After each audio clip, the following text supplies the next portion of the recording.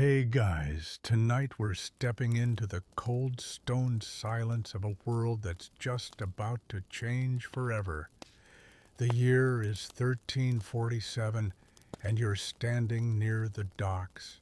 You smell salt and wood tar and the faint curl of smoke from someone's morning fire. A few ships bob lazily in the harbor, nothing unusual. And yet, something's not right. There's a tension in the air, a whisper carried on the wind, a rumor that arrived long before the illness did. A ship came in last night, and no one's come off it.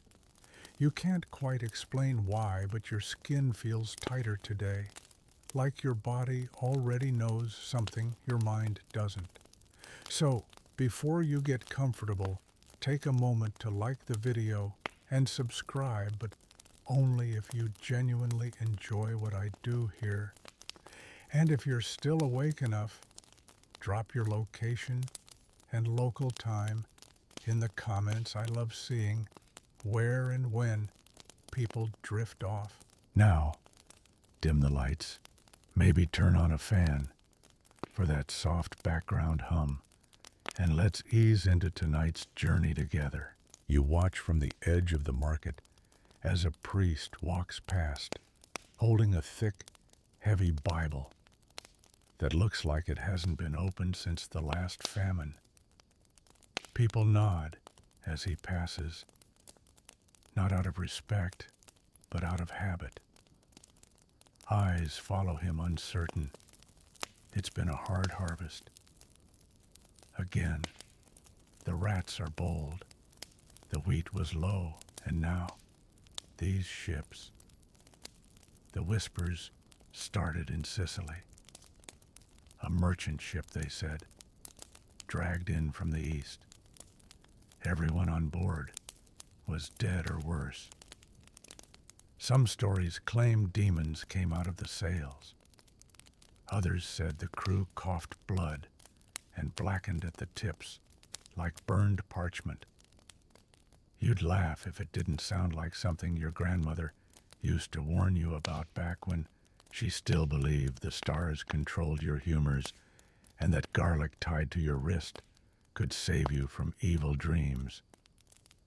Now, you keep garlic in your pocket, just in case. The harbor master has been coughing. A wet cough, the kind that rattles like something inside is trying to get out. You hear it every night when the wind shifts. You try not to think about it. People cough. It's cold. The sea air doesn't help. But then one of the baker's boys doesn't show up for work.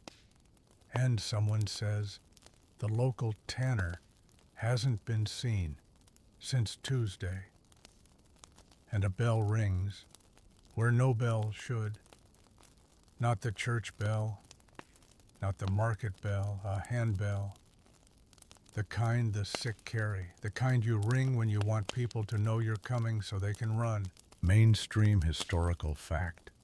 In October 1347, 12 Genoese trading ships docked in the port of Messina, Sicily.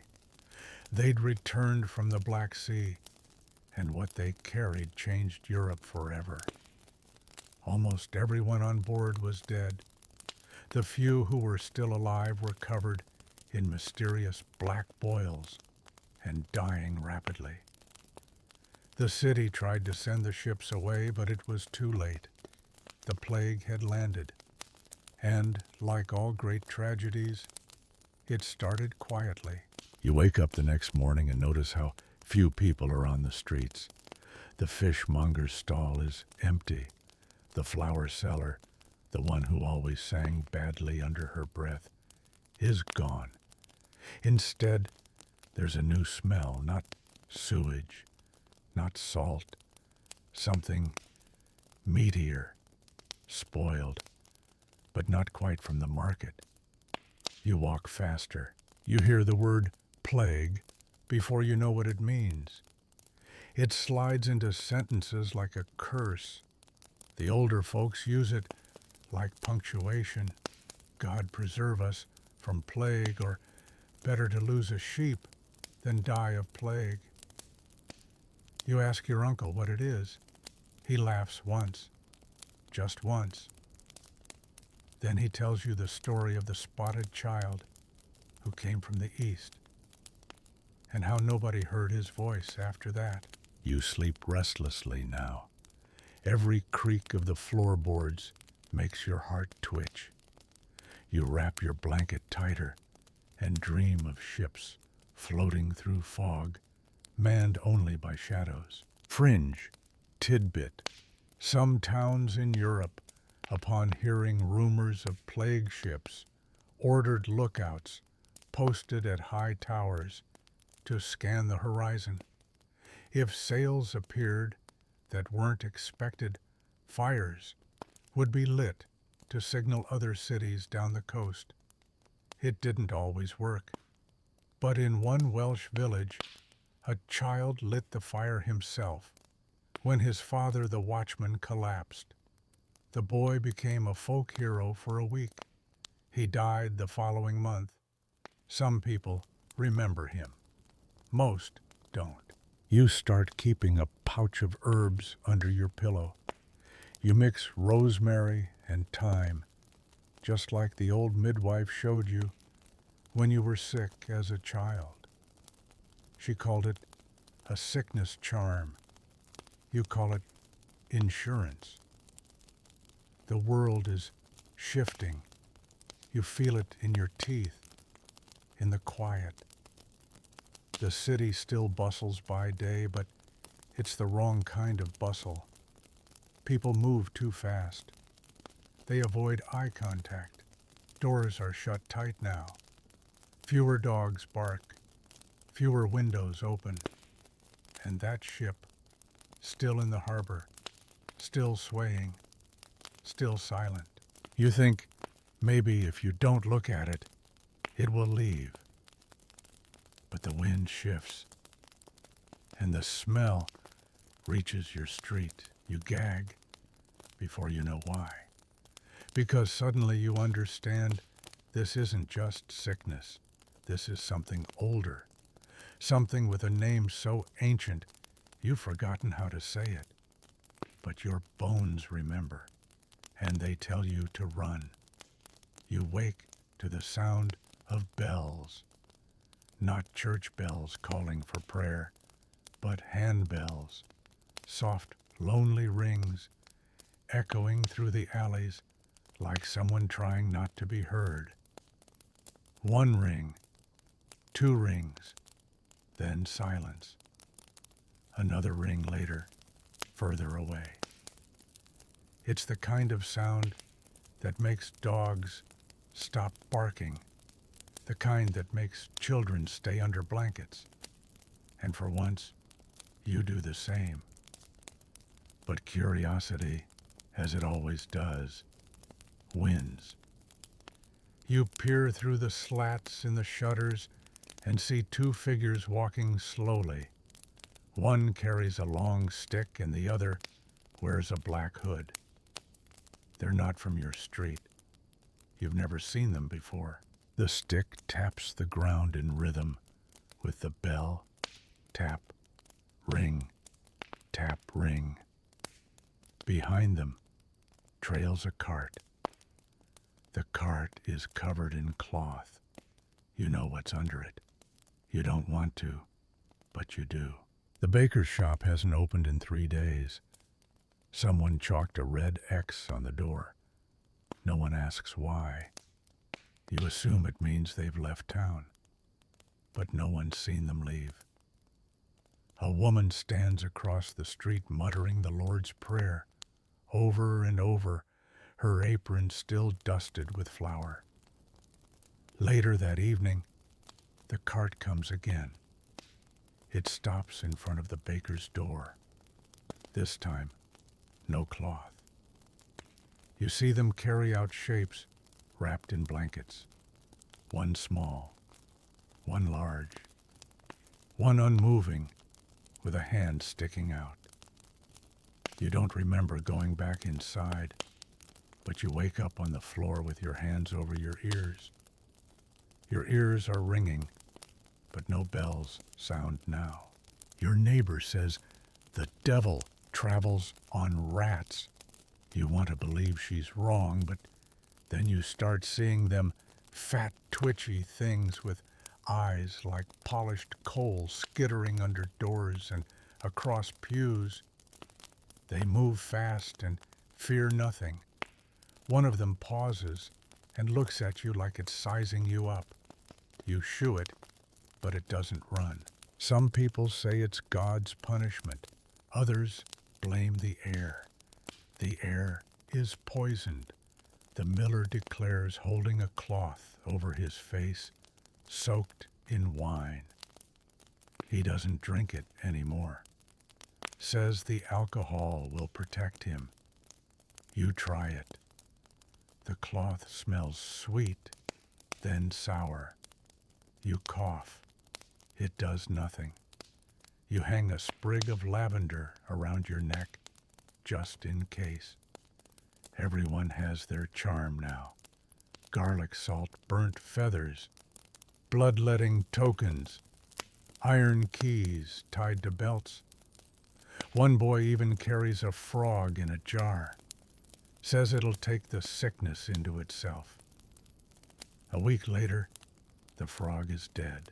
Historians still argue whether people of the time truly believed in miasma, the bad air theory, or if it was just the easiest lie to hold on to when everything else collapsed.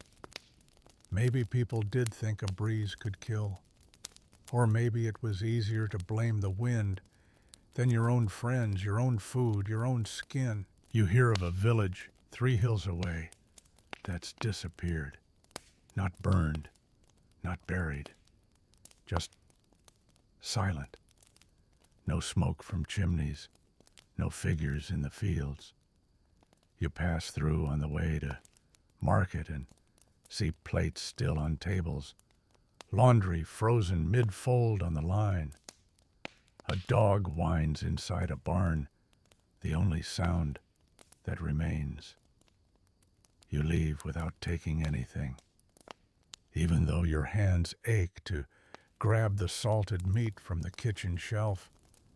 You walk home hungrier than before. That night, someone burns a body in the alley. The flames climb high, unnatural. You want to look, but the smell makes your stomach knot. You crouch behind your door, trying not to breathe.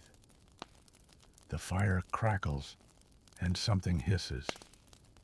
Then there's silence, and in the silence a single voice whispers, "Better ash than worm." You don't sleep that night.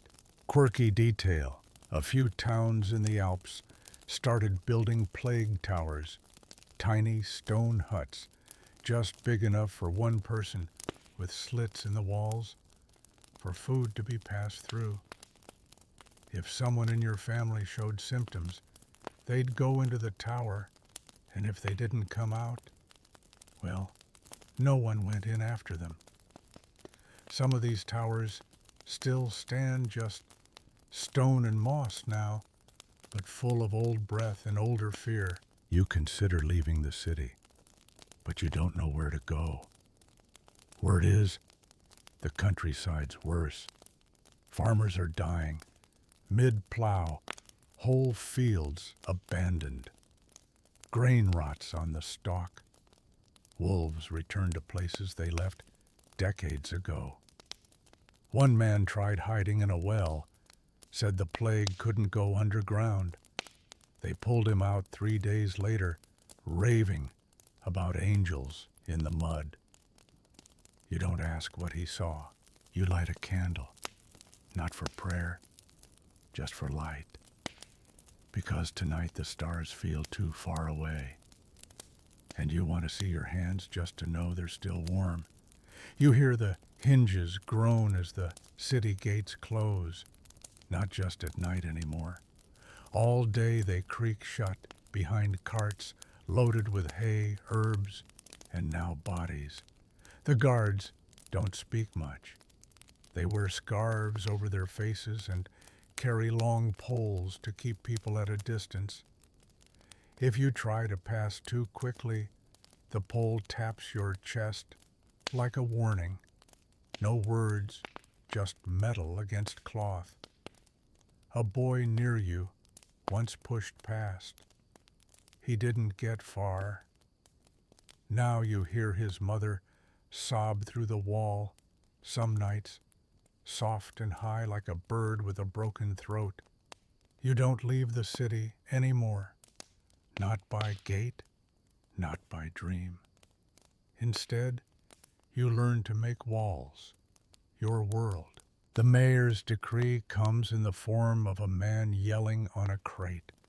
All homes with sick shall be sealed, he shouts, and guards will be posted to enforce. Sealed. The word drops heavy into the street dust.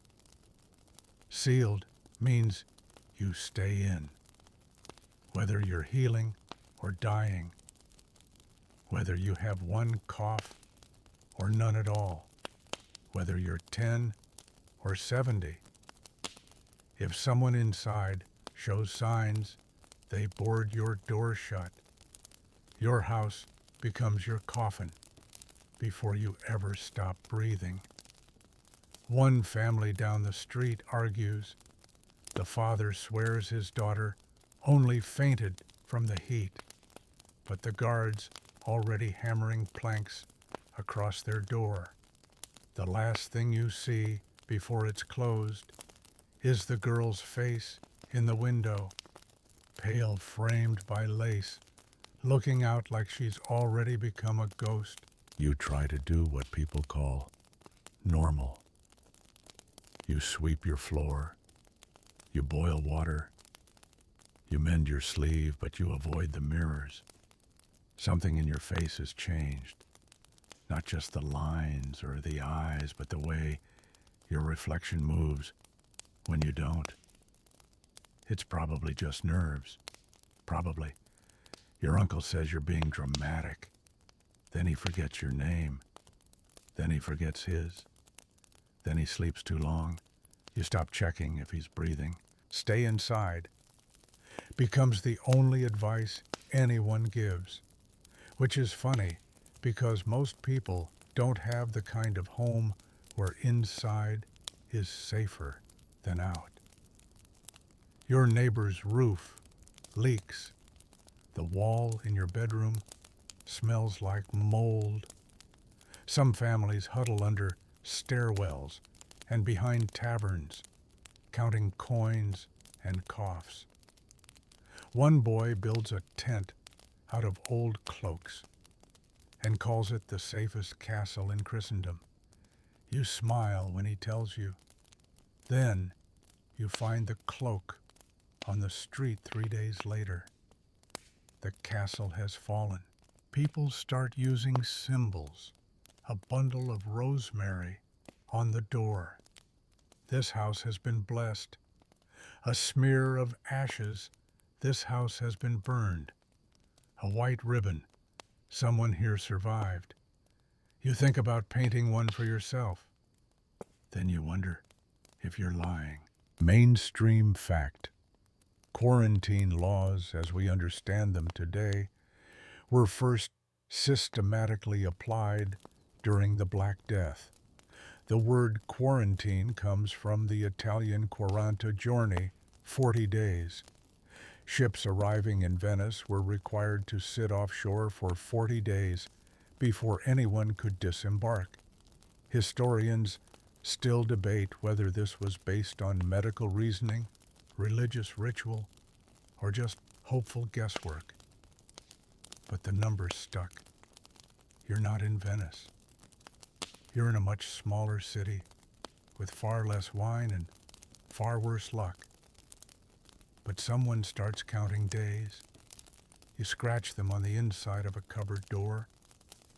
Just small lines, one for each sunrise you survive. You never planned to keep track, but now it feels like the only calendar that matters. A few people pretend it's all fake. One man drinks and dances through the square shouting that God will save the cheerful.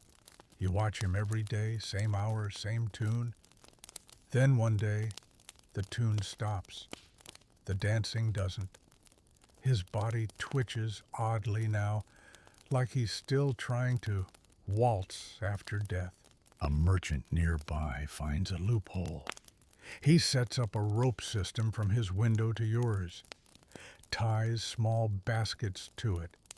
He sells dried figs, spoiled wine, cloves, linen scraps, anything small enough to carry over the gap.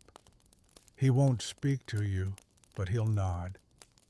You buy the figs, even though they taste like dust and regret. The wine oddly improves with silence. Someone sends a pigeon with a note tied to its foot. It lands on your balcony. You read the scrap. Still here. Still clean. West District. No name. No sign. You send back a reply on the same parchment. Still here. Mostly, you never get an answer. But you still put out seeds, just in case the pigeon returned. Quirky detail. Some towns banned sneezing. Literally. If you sneezed in public, you could be jailed, or worse, removed by force. Authorities believed the sneeze was not only a symptom, but also a spiritual rupture, a sign of sin made visible. People started suppressing their sneezes so violently they passed out. You try this once. It hurts. You don't try again. At night, you sit near the window with a candle and listen for footsteps. Not because you want company, just to know someone is still walking. One night you hear a soft laugh, female, young, maybe behind the garden wall. You want to believe it's real. You want to believe someone is laughing in the world. So you do. And that night you dream of a feast where no one coughs. Just music and wine that tastes of cherries and candles that never go out. You smell blood before you see it. Not a sharp metallic scent like a battlefield, but the strange iron sweetness of too many leeches in too many bowls. It comes from the apothecary's house, a former candle shop turned doctor's haven. They've blacked out the windows with soot and nailed up a painted sign, a gold circle with a bleeding hand at its center. Supposedly protection, supposedly healing. You're not so sure.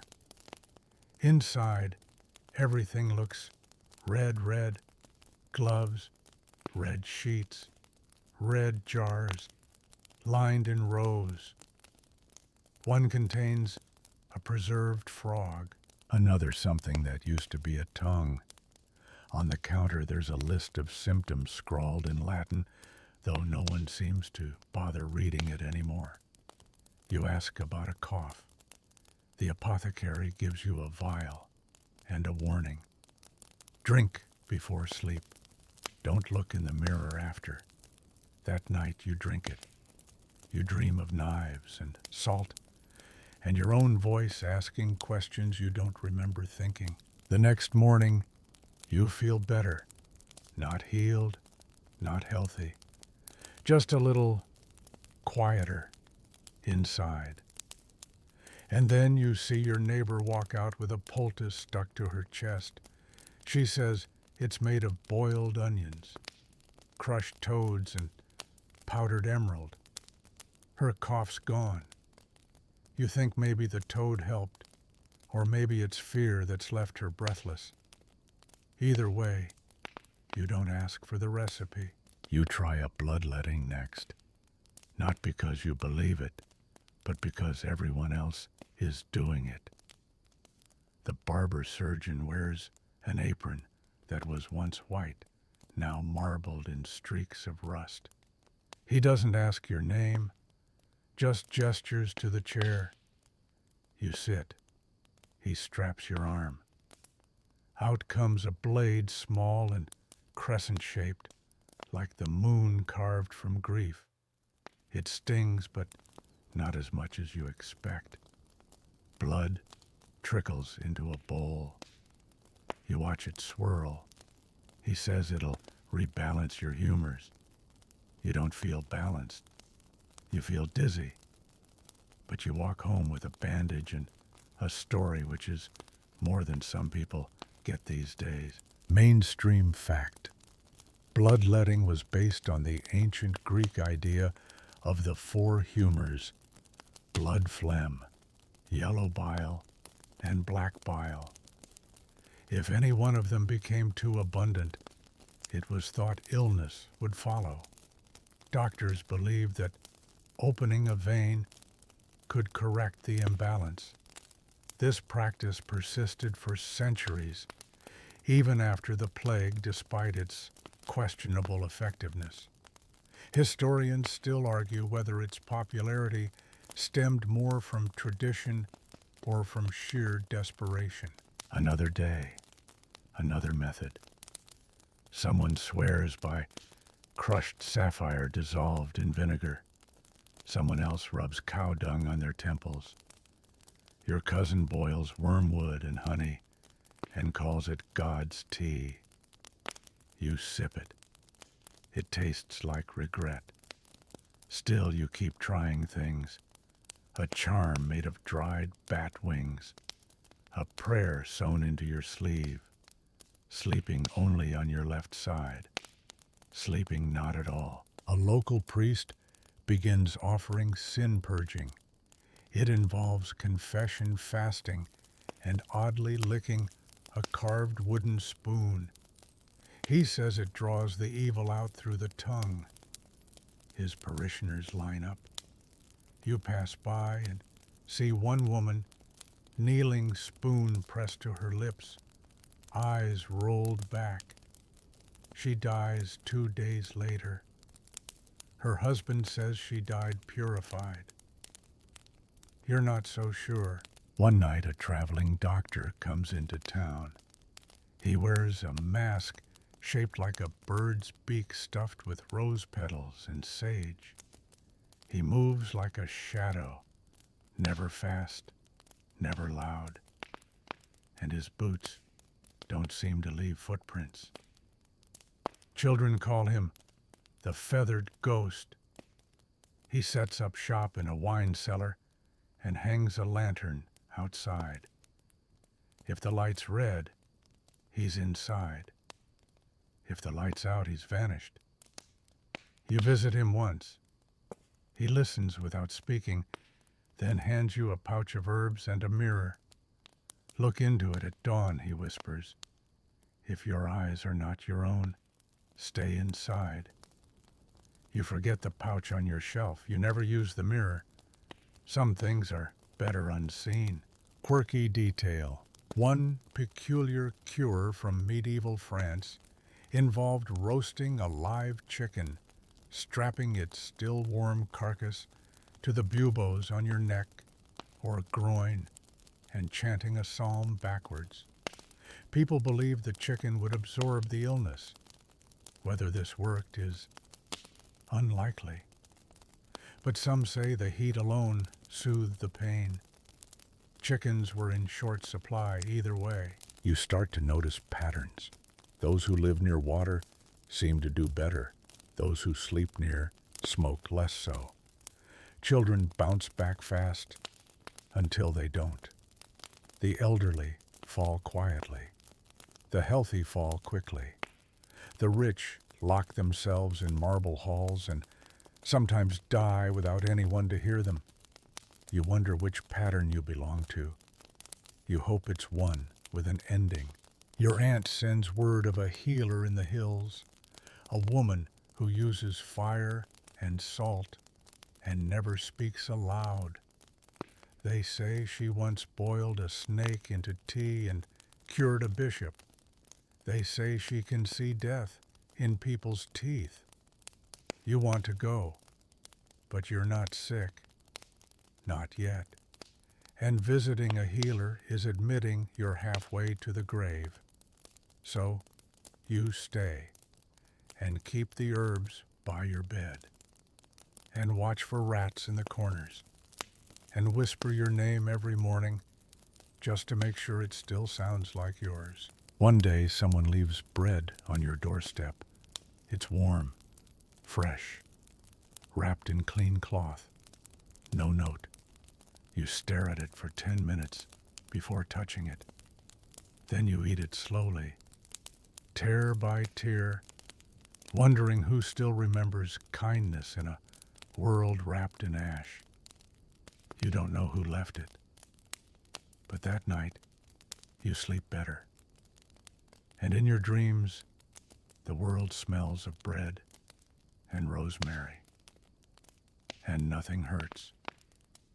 You see the beak before you see the man. It's long, curved, and smooth, like something from a nightmare about birds that speak.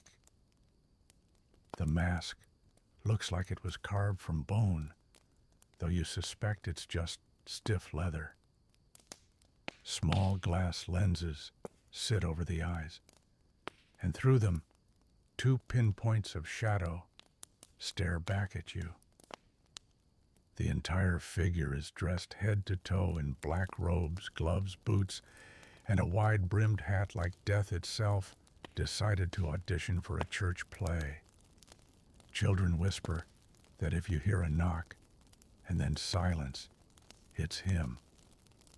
That he only speaks to the truly ill. That if he turns away from your house without entering your family, still has a chance. You believe none of it. And you believe all of it. Because now he's outside your door. And he's not turning away. You don't remember who called him. Maybe it was the baker's wife. Maybe it was your cousin. Maybe it was no one, and he just smelled something in the air. He doesn't knock. He enters. No words. Just the dry sound of boots on stone and the faint scent of dried herbs and vinegar soaked into the beak. He gestures for you to sit. You do. He pulls out a stick, long, thin, polished. With it, he lifts your sleeve, pokes gently at your arm, listens to your breathing. Then he opens a pouch and throws something on the fire. It sizzles, smokes. Suddenly the room smells like myrrh and mold and rotting wood. He steps back, watches you through the smoke, then nods, a single tiny nod, and leaves. You sit alone, blinking tears from your eyes, unsure whether you've been cured or cursed.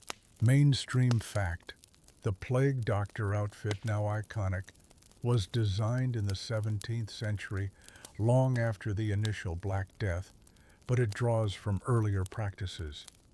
The beaked mask held aromatic herbs, believed to purify bad air, or miasma, which was thought to carry the plague. The long robes were waxed to repel bodily fluids. Historians still argue whether the look was practical medicine, psychological warfare, or just a convenient way to distance oneself from death. After his visit, people begin to avoid you. You didn't even cough. But the sight of the doctor at your threshold was enough. Suddenly, the market boy no longer throws you apples. The old woman across the lane stops waving. The neighborhood goes quiet when you pass. You have become a walking omen. Even the stray cat keeps her distance now. So you start dressing differently. You wear a scarf over your mouth. You carry a pouch of herbs around your neck. You speak softly, evenly, so no one can say you sound off. You don't wave. You don't linger. You become your own version of the masked man, still yourself, but hidden beneath layers of protection and performance. It almost feels safer. At night, you practice breathing exercises. Inhale for 4 counts. Hold. Exhale. Again. You read somewhere on a scrap left in the chapel that calm breath keeps evil spirits from noticing you. You don't believe in spirits, except at night, in the dark, when every sound could be a knock from the wrong hand. The doctor returns a week later, leaves a pouch outside your door. Inside are dried rose petals, 2 sticks of bitter root, and a small piece of chalk. No instructions. You chew the root anyway. It tastes like burnt earth. Then you draw a small mark near your window, a circle with a line through it. A word, maybe, a prayer, or just something to do with your hands. You feel a little better afterward, or maybe just tired, which these days feels like the same thing. Quirky detail. Some plague doctors charged extra for ghost warding. They'd walk through homes waving rosemary branches dipped in goat's blood, chanting in Latin. One doctor reportedly sang off-key, deliberately, claiming spirits hated poor music. It didn't work, but villagers paid anyway. Fear is a currency, and in 1347, business is good. One day you find a child sitting outside your stoop. No mask, no cloak, just bare feet and a torn shirt and a blank stare. You ask her name. She doesn't answer, just holds up a doll made of twigs. You feed her half your bread and tell her to go. She doesn't. So you let her stay. She sleeps curled near the fireplace, and sometimes you think you hear her humming to herself in a language you don't recognize. The beaked doctor passes again days later.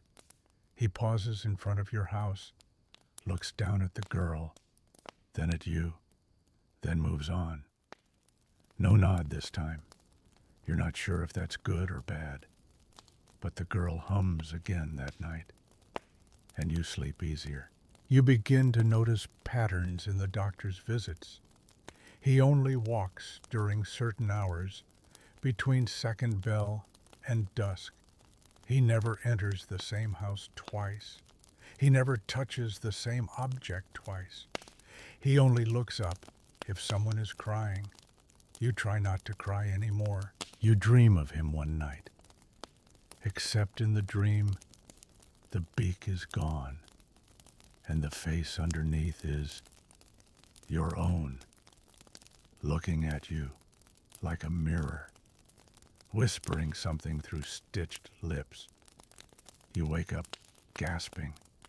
The girl is gone, but the doll remains, and your mirror shows your face as it always was. Only now it looks older. You keep the doll. It sits on your shelf, upright and silent, its twig arms extended in an oddly reassuring posture, as though it's constantly offering a hug it knows you won't accept. No one comes to claim it. The little girl never returns.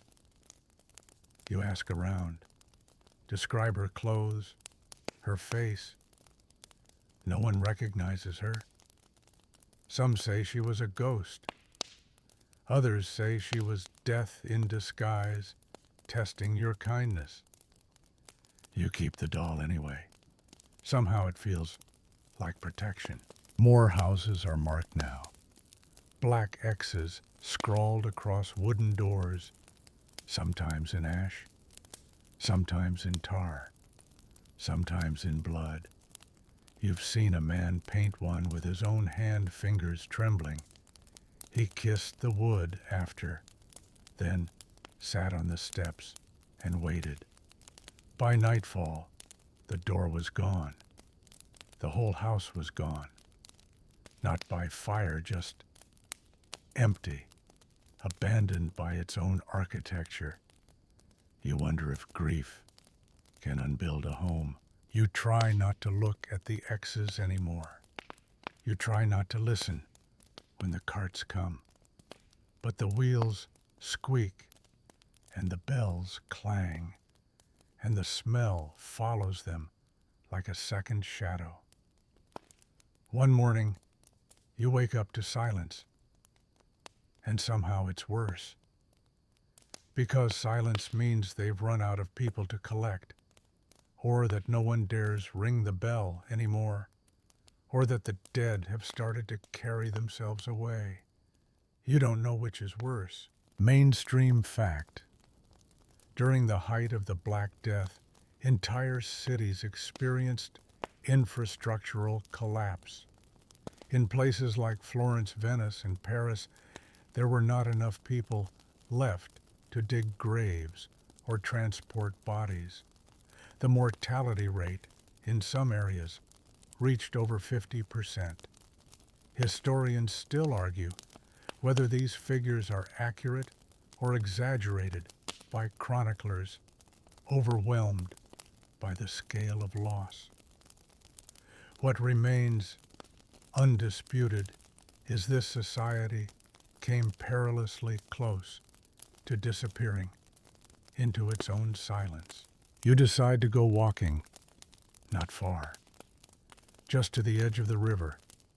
The air smells cleaner, near water, fresher, like the plague hasn't figured out how to float. You take the doll in your pocket, tucked against your side like a charm. On the way, you see a man arguing with a pigeon. He's wearing a wedding crown made of bread crust. You nod politely. He nods back. He's the most normal person you've seen all week. You sit by the river until the light changes. Clouds roll in slow, gray heavy. They don't threaten thunder. Just a long drizzle like the sky itself is tired. You tilt your face up, let it fall over you. The doll is damp now. So are you. You don't mind. The water feels like forgetting. Back home, someone's left you another pouch. This one smells like mint and pepper. Inside is a note scrawled in an unfamiliar hand. Don't burn it, boil it, drink at sunset. There's no name, but something about the letters feels rushed, like someone wrote it with their heart racing. You do what it says, and you sleep without dreams, which lately is a kind of luxury. Quirky tidbit. In the German town of Erfurt, 1348, local monks developed a plague-preventing jam made of plums, wine, and crushed snail shells. It was smeared under the armpits, behind the knees, and on the soles of the feet. They sold it in little wax-sealed pots. According to their records, one monk lived, just one. But his notes say the jam smelled like salvation. And honestly, that's marketing genius. The next week you find a letter tucked in your door frame. It's not for you. It's addressed to someone named Elias. You don't know an Elias. You read it anyway. It says, "The rats are smarter than we thought. They hide from light. They know where the bodies are. They nest in the bellies of the dead. If I don't return, tell my mother I saw the stars before the end." It isn't signed. You don't know why you cry reading it, but you do, softly, so the spirits don't hear. Later that night you dream of a rat sitting at a table. It's sipping tea, reading a letter. It looks up and nods. You wake with your heart racing, but then you laugh. A little. Because a polite rat with reading glasses is strangely not your worst dream lately. A few days later, a caravan arrives. Merchants, mostly. Some survivors. They set up tents at the edge of town and promise clean goods, fresh grain, honey, dried fish wrapped in cloth. You trade a few candles for an orange wrinkled, half moldy, but still bright. The color hurts your eyes after so much gray. One of the traders gives you a gift, a sprig of lavender tied with string. You don't ask why. You tuck it behind your ear and walk home with color in your hands. You hang the lavender over your bed. The doll sits beneath it now, and for the first time in weeks, the air in your room doesn't feel heavy. You sleep, and in your dream, you're running not away, but towards something. A place with green fields and strange animals. A place where no one is afraid, and the dolls hum lullabies instead of warning songs. You wake to bird song. Real birds. Not crows, not vultures, sparrows maybe, or robins. The kind of birds you forgot had chirps instead of caws. You lie still, not wanting to disturb the moment, listening as the soft morning sound seeps through the shutters like a whispered apology from the world. It doesn't last long because you remember what day it is. Today you leave. You don't know where you're going. You just know you can't stay. The village is thinning like old cloth. Fewer voices, fewer feet on the cobblestones, fewer curtains drawn back when you pass. Some houses still hold the scent of life, baking bread, smoked herbs, damp shoes. Others smell like time stopped mid-sentence. You pack little. A sack of dried berries, a sliver of soap, the lavender, the doll, and a small knife you never had to use, but held anyway, like belief. You walk east, toward the forest. The path is overgrown, barely used. You brush past tall grass and brambles, the morning dew soaking your shoes. Your breath fogs slightly. The air is cooler out here, clean, even, like the trees filter out fear. You pass the remains of an old cart, the wheels long gone, the frame overtaken by moss. A lantern still hangs from the side, swinging in the breeze, like it's waiting to be lit. You keep walking. The forest welcomes you without words. Mainstream fact. During the plague years, many people fled to the countryside, believing cities were cursed or that bad air collected in dense urban areas. Monks, nobles, entire households would retreat into secluded manors or woodland estates. Some lived, some didn't. Historians still argue whether rural flight actually increased survival rates or just delayed the inevitable, but to the frightened distance felt like defense. Deeper in the woods, you find a stream. It babbles like it knows stories.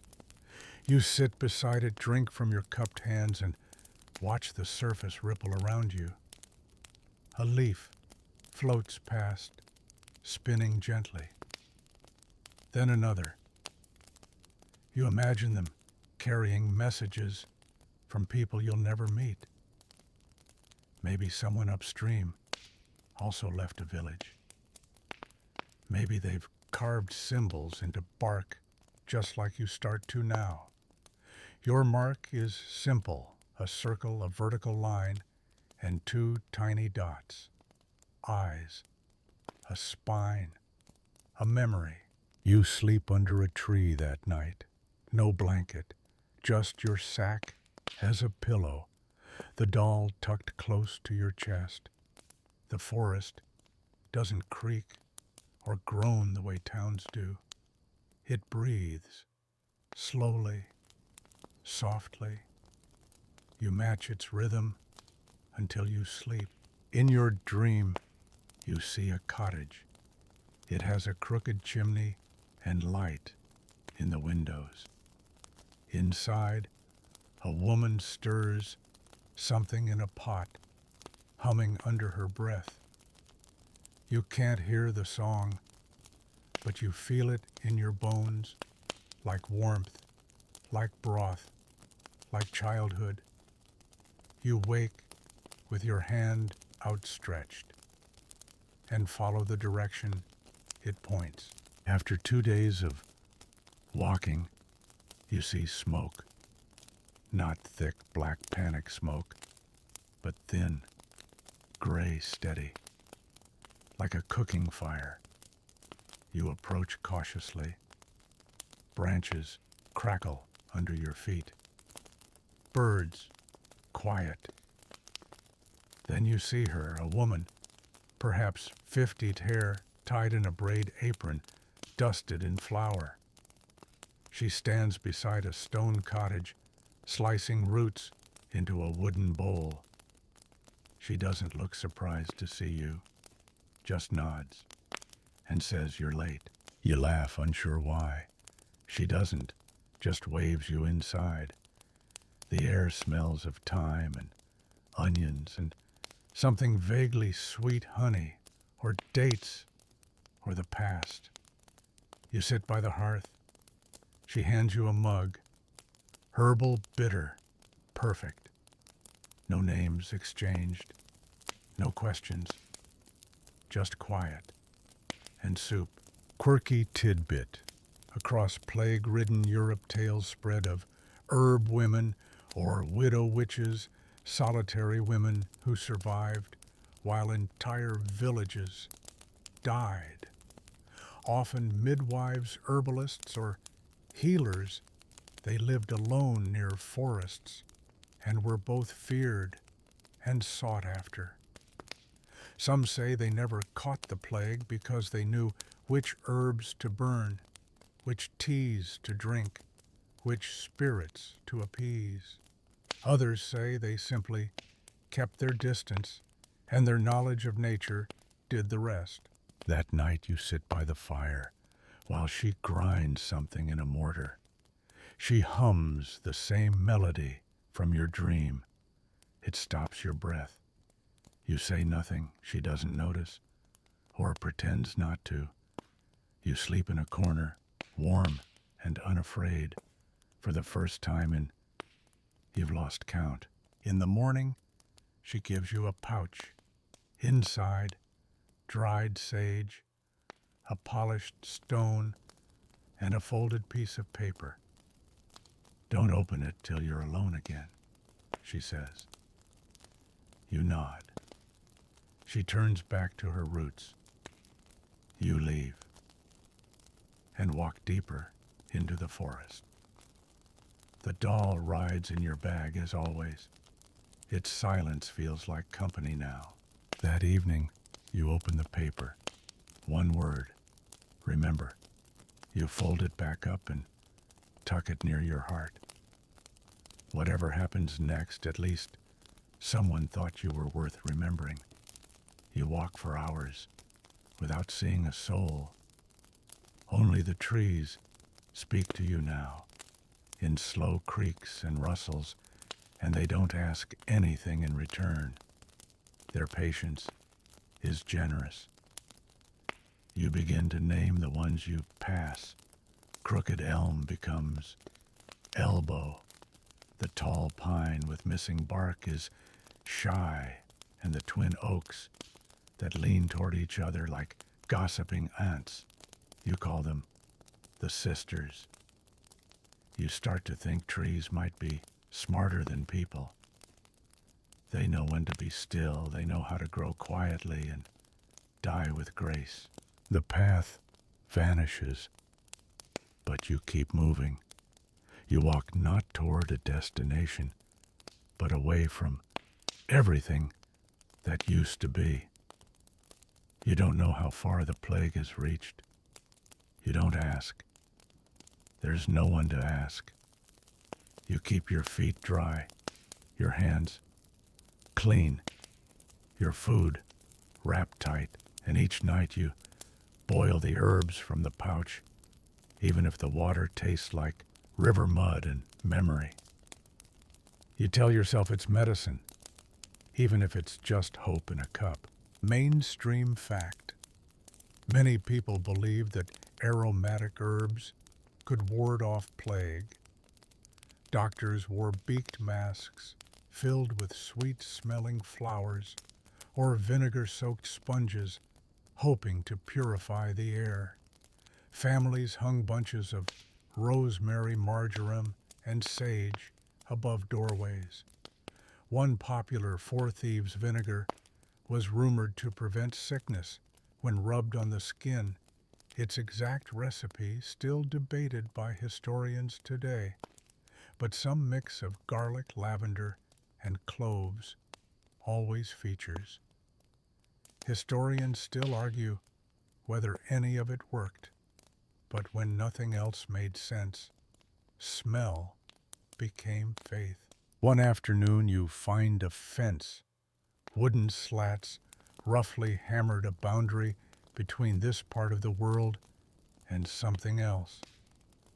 Beyond it, an orchard wild and forgotten, but still breathing. Apples cling stubbornly to high branches, some already fallen and bruised in the grass. Bees wander lazily between blossoms that have no business still blooming. You climb over. It feels like trespassing into something sacred. You sit under the tree that looks the least angry to be disturbed, and you eat a bruised apple. It tastes like autumn, like dust, like sweetness, clinging to the end of things. You cry again, not out of sadness, just because. At night, you sleep under the apple tree. You dream of a feast, not one of meat or wine, but laughter, hands, brushing hands, someone pouring water from a chipped jug, a baby squealing, bread breaking open, music played poorly, but with heart. You wake up with crumbs on your lips and a pit in your hand. Quirky tidbit. In 1350, a small village in Wales passed a law forbidding laughter in public during plague time.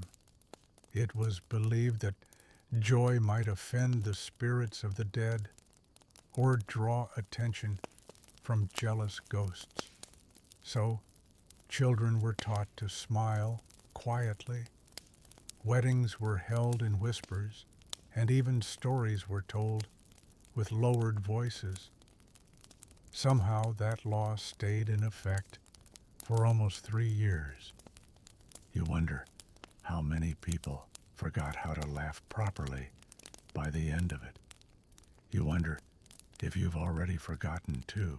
By day 5, you come across a chapel, tiny, half collapsed, roof caved in on one side. The bell lies cracked in the grass like a broken promise. Vines crawl up its stone like they're trying to heal it. Inside the altar still stands. Someone's left a basket there, 3 pears and a cross made of sticks, a crude offering or a sign.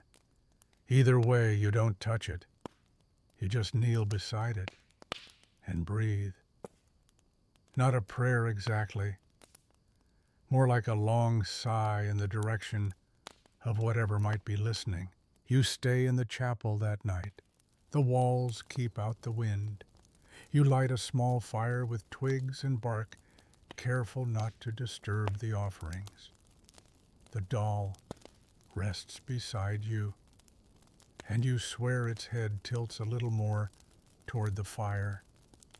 You pretend it did it on its own, because that makes you feel less alone. In the morning, fog clings to the earth like a second skin. Everything is gray and soft and kind of quiet in a way that doesn't feel empty, just slow. You walk on. Through the orchard, past the fence, deeper again. The road appears again, faint rutted but unmistakable. Someone walked here not long ago. You see footprints. 2 sets, one larger than the other. You follow, because that's what people do, isn't it? Follow signs. Even when they don't know if they're leading toward salvation or just a slower ending. You come across a child, alone, sitting by a tree stump, holding a bundle of cloth. The child looks up and says, "I was waiting for you." You don't ask how they knew. You just sit. And for the next hour, you both say nothing. It's the most comforting silence you've ever shared. The doll sits between you like a witness. The child reaches out and touches its twig hand. "I had one like this," they say, "but mine burned." You don't ask how. You don't ask anything. You just stay until the light fades. Then you walk together, because 2 is better than 1, and the forest for now still lets you pass. You walk beside the child in silence. They don't ask your name, and you don't ask theirs. That feels fair. It's enough just to share the same stretch of road, the same weather, the same suspicion that something has followed you out of the village, but lost interest once you stopped looking back. The child hums a little, the same melody the herb woman hummed. You notice but say nothing, because noticing too much feels like calling attention to a spell you don't want broken. The trees thin out. The landscape opens rolling hills, dandelions gone to seed fences with no farms to defend. The sky turns pale blue for the first time in weeks. You squint against the color like it might burn. There's a fork in the road. To the left, mist clings to the ground like old breath. To the right, sun glints off something metal, maybe a weather vane, maybe armor, maybe nothing at all. The child points right. You follow. You find a camp, not a plague camp, a real one. Tents, smoke, people, actual, living people. You freeze. The child doesn't. They walk straight in like they belong. You hesitate at the edge, fingers brushing the hilt of your knife, breath shallow. Then someone calls out, "Traveler." And that word pulls tears from your eyes before you even nod, because it means they see you as someone going somewhere, not someone who's lost everything. Mainstream fact. As the Black Death swept across Europe, many communities created traveler camps at the edges of towns. These were quarantine zones meant to protect cities from potential plague carriers. Some were kind, offering food and medicine. Others were harsh, enforcing isolation with armed guards. Historians still debate whether these camps were acts of public health or cruelty, wrapped in good intentions. What's certain is that they were built out of fear, but sometimes they gave birth to hope. Inside the camp, someone gives you bread, stale but warm from the coals. Someone else gives you water. The child disappears off to find friends or sleep or someone who already knows their story. You sit near the fire, the doll tucked into your lap like a secret. You don't speak. No one makes you.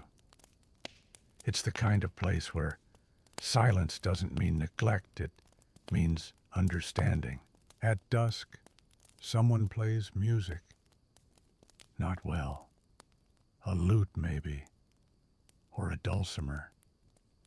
The chords stumble, a little like the player's forgotten what joy sounds like, but is trying to remember. People gather anyway. They nod along. One woman hums. An old man starts to whistle off key. And then somehow, someone's dancing. Feet dragging, half laughing, all awkward, but moving. Like grief had to step aside for a moment. You don't join them, but you smile. And the doll's head seems to tilt again. Quirky tidbit. In several accounts from Plague-era France traveling musicians, especially those with masks or strange costumes, were thought to be either cursed or immune. Some claimed they drew the sickness out with their music. Others said they attracted the plague like honey draws bees. One infamous troupe, known as Les Sans Souffle, the Breathless, played at the edge of towns at sunset and disappeared before sunrise. No one ever proved if they were performers or something else entirely. Someone offers you a place to sleep, a patch of straw under a tarp beside two other strangers. You lie down, knees pulled close, eyes on the firelight flickering against the fabric above. You hear the child laughing somewhere nearby, and you think maybe for the first time in a while that laughter might not be forbidden anymore. You sleep. You dream of masks, dozens of them, bird masks, cloth masks, wooden faces with empty eyes. They hover around you, not threatening, just watching. Then one leans in. It whispers something in a language you don't know, and yet you wake with its meaning in your mouth. Not all who survive are spared. In the morning, you help someone build a bench. Simple work. Cut wood, bind rope, tie knots. Your fingers remember what it's like to be useful. Someone thanks you, you thank them back. No one dies that day. And that alone feels like a miracle. You stay one more night, just one. The child sits beside you again, arms wrapped around knees, hair tangled, but eyes calm. They ask, "Where will you go next?" You answer honestly, "I don't know." They nod. Then you'll go exactly where you're supposed to. You sleep without dreams. For the first time since the girl handed you that doll. In the quiet of early dawn, you wake before anyone else. You pack your things. You leave the child a pair and the folded word, remember. You take the doll and walk east again because you still don't know where you're going, but you no longer feel like you're running away. You're just going. The road rolls out ahead of you like a tired sigh.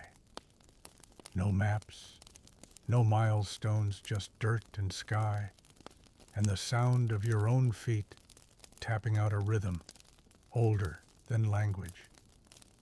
Step breath, step breath. A pilgrimage with no shrine at the end, just the promise that moving forward is better than standing still. The doll rides in the sling across your shoulder now. You've stopped hiding it. Or maybe you've just stopped caring who thinks you're mad. You pass 3 burned-out wagons. No bodies, no sound. Just the smell of wood that died screaming. One wheel still turned slightly in the breeze as if caught mid-flee. You don't stop. You whisper a wordless apology and walk on. By midday, your shadow shrinks to almost nothing. The sun above is sharp and gold and uncaring. You wrap your shawl tighter around your head, squint against the light, and tell yourself the heat is just another kind of test. People say trials build character. They never specify what kind. You find a well, half covered with vines but intact. You drop a stone in first an old habit now. No splash, just nothing. You mutter a curse and kick the edge. It crumbles slightly. You don't regret the kick, just the waste of hope. Mainstream fact. During the Black Death, wells were often feared as sources of plague rumors swirled that outsiders or lepers poisoned them. In 1348, pogroms across parts of Europe targeted Jewish communities, falsely accusing them of contaminating water sources. Entire villages were wiped out by mobs acting on fear.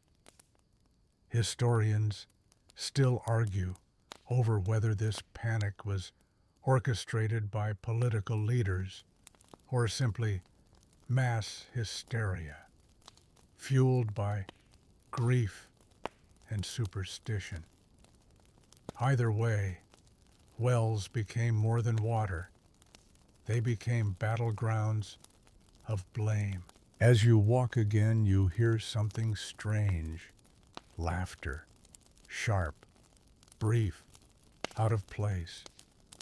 You freeze behind a fallen tree and peer down a slope. Below, a group of 5 sits around a fire. Not dancing, not mourning, just talking. One wears a ridiculous hat made of feathers. Another juggles apples badly. You watch heart caught between suspicion and yearning. They look too alive to trust, too joyful to be real. But then one of them spots you, a woman with a crooked tooth and a scarf like spilled wine. She waves you over, not urgently, not kindly, just curiously. You stay still. The doll tilts. You whisper, "Do we try?" The doll predictably doesn't answer. So you climb down. The fire smells of onions and something meaty. The juggler drops an apple and mutters a curse so creative you almost applaud. The woman with the scarf hands you a cup. It's wine. bad wine, but it's wet and it burns, and that's enough. Someone says, new face. You nod. Someone else asks, from where you lie. You say north. They nod like it matters. It doesn't. Quirky tidbit. In plague time, France road families were formed loose collectives of wanderers who adopted each other for survival. These groups often included former thieves, monks who'd lost their abbey's children without parents, and a strange number of failed actors. They spoke in half languages, invented names, and moved like flocks. One famous group called themselves the Uncounted and insisted no one say numbers aloud, believing it could summon death. You decide not to count how many sit around this fire, just in case. That night they tell stories, not bedtime ones, not fairy tales, real stories. One man talks about watching the sea turn black with ships that never docked. Another swears he saw a town where the dead stood up and walked 3 steps before falling again. The woman with the scarf tells you her brother laughed until he died. No one interrupts. No one doubts. You want to tell them about the girl and the doll, but the words stay in your throat stubborn and unripe. Someone pulls out a bone flute. The sound it makes is awful, like a bird having a nightmare. But still people hum along, even you. Eventually, someone dozes off mid-sentence. Another curls up with their head on a sack of grain. You lie back and stare at the stars. You wonder how long it's been since you last looked up. The sky is a mess, too big, too indifferent. But it doesn't look sick. That feels like something. In the morning, they're already packing, like ants that sense a storm. Someone gives you bread wrapped in cloth. Someone else pats your shoulder without words. You nod to the group. They nod back. No one says goodbye. That would make it real. You walk alone again, but not lonely. You hum the terrible flute tune to yourself. And for the first time since leaving the village, your footsteps feel light, like maybe they're not just an escape. Maybe they're a song. The trees are thinning again, but not because the world is ending. This time it's because the fields are coming back. Patchy green, mostly weeds, but every now and then a splash of something deliberate. Rows, furrows, effort. You stop at a fence post and just stare. You haven't seen a field that looked touched by human hands in days, maybe weeks. The doll rides on your hip like a curious cat staring out at the same crooked rows of cabbages. You both silently agree. This is a good omen. You find the farmhouse before the farm finds you. White stone moss stained. Windows with wooden slats instead of glass. A door hanging open, like it's tired of waiting for someone to come back. No smoke, no footprints, no sound. You approach carefully. Knock once. Wait. Knock again. No answer. You push inside. Inside it smells like lavender and dust. Someone once cared about that smell. Dried flowers hang from beams in little bundles now gray and brittle, but still clinging to their scent like pride. The table is set for one. A bowl, a cup, a spoon. You don't touch them. You just sit across from the empty place and close your eyes, not in prayer, just in pause. Mainstream fact. During the height of the Black Death, some rural homes were found eerily untouched, food left on tables, fires still smoldering, animals unfed but alive. Entire families vanished overnight. Historians still debate whether these disappearances were due to plague flight or even famine. Some suggest small, isolated communities were more likely to survive if left entirely alone. Others argue solitude became its own kind of death sentence. Silence, it seems, can be both protector and predator. You stay one night in the farmhouse.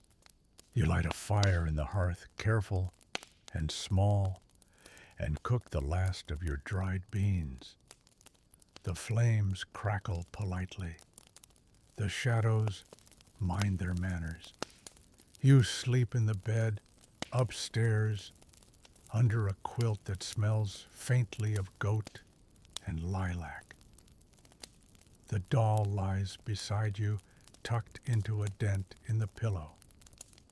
It's the first bed you've seen in, well, long enough that your body forgets how to rest on softness. You wake sore, but grateful. The dream this time is different. You dream of your village, not the day it ended. Before, you walk through the market. People smile. Someone is selling onions. Someone else offers you a pear. A child runs past with a hoop. You don't recognize any faces, and yet you know them all. They nod to you like you belong. And you do. For one perfect dream hour, you belong. You wake with tears on your cheeks. You don't wipe them. They can stay. They're part of the process now. You take a loaf of hard bread from the cupboard. You leave behind your knife in exchange. It feels fair, not currency respect, the kind of trade that doesn't need math. Outside, the sky is silver. Rain's coming. You can smell it. You walk fast, hoping for shelter before the downpour hits. But the clouds don't wait. By the time you find a barn, you're soaked through every stitch of you, clinging like a second skin. You strip down, lay out your clothes near an old pile of hay, and wrap yourself in a horse blanket that smells like damp fur and thyme. You sneeze. The doll doesn't. You admire its discipline. Quirky tidbit. In some plague-struck towns, people believed sneezing was the final warning before death. That's where the phrase, "God bless you," took on new urgency. Others carried dried herbs in handkerchiefs to cover their mouths, not to protect others, but to confuse the death angels with strong smells. Some even believed if you sneezed while thinking a pure thought, it would buy you one more day. You try sneezing with a pure thought. It doesn't feel particularly effective, but it does make you laugh. Just a little. You stay in the barn through the storm. Thunder rolls like lazy giants tripping over each other. You count between lightning flashes and the rumbles, not for safety, just because it passes the time. The doll sits on a beam, watching the sky flash. You tell it a story, the one about the goose that laid rotten eggs to fool the cook. It's not a good story, but it passes the time, and the doll seems to appreciate your effort. The storm passes like a guest who overstayed but cleaned up afterward. You gather your now damp but wearable clothes and wring out the worst of it. The road is muddy. You accept this. You walk anyway. Your boots squelch. Your spirit does not. That's a win. By sunset, you find a stone wall with carvings, not words, symbols, spirals, eyes, leaves, stars. Someone made this to mark something. You press your hand to it and feel warmth. Just a trick of the sun, maybe, or maybe not. You don't question it. You just keep moving. You begin the day with dirt under your fingernails and a breeze that smells faintly of time. The doll is tucked neatly in the sling across your back again, as if it too has accepted this rhythm of waking, walking, and not asking too many questions. The road is quieter than usual. No bird song, no creaking carts, not even the hum of insects. Just your footsteps, soft and certain. You don't mind the silence.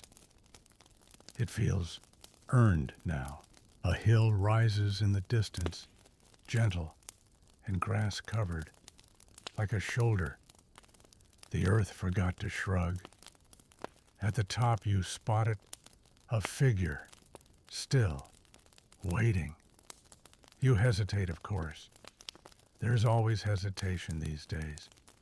But your feet keep moving, because part of you believes that anything standing still in this world for too long must want to be found. The figure turns out to be a man, or close enough to one. He's wrapped in robes dyed the color of dried blood and ash. His beard is silver long and impossibly neat. He holds a staff, but not like someone who needs help walking, more like a prop or a symbol. He doesn't smile when he sees you, but he nods, like he was expecting this. You stop a few feet away and wait. He gestures for you to sit. You do, because sometimes it's just easier to obey the strange hill wizard. He says nothing at first. Neither do you. You both stare out across the lowlands, watching the wind bend wheat that no one will ever harvest. Finally, he says, "Do you carry the doll willingly?" You blink, then nod. He hums, pleased or disappointed, you can't tell which. Mainstream fact. In the 14th century, figures known as plague prophets emerged across Europe.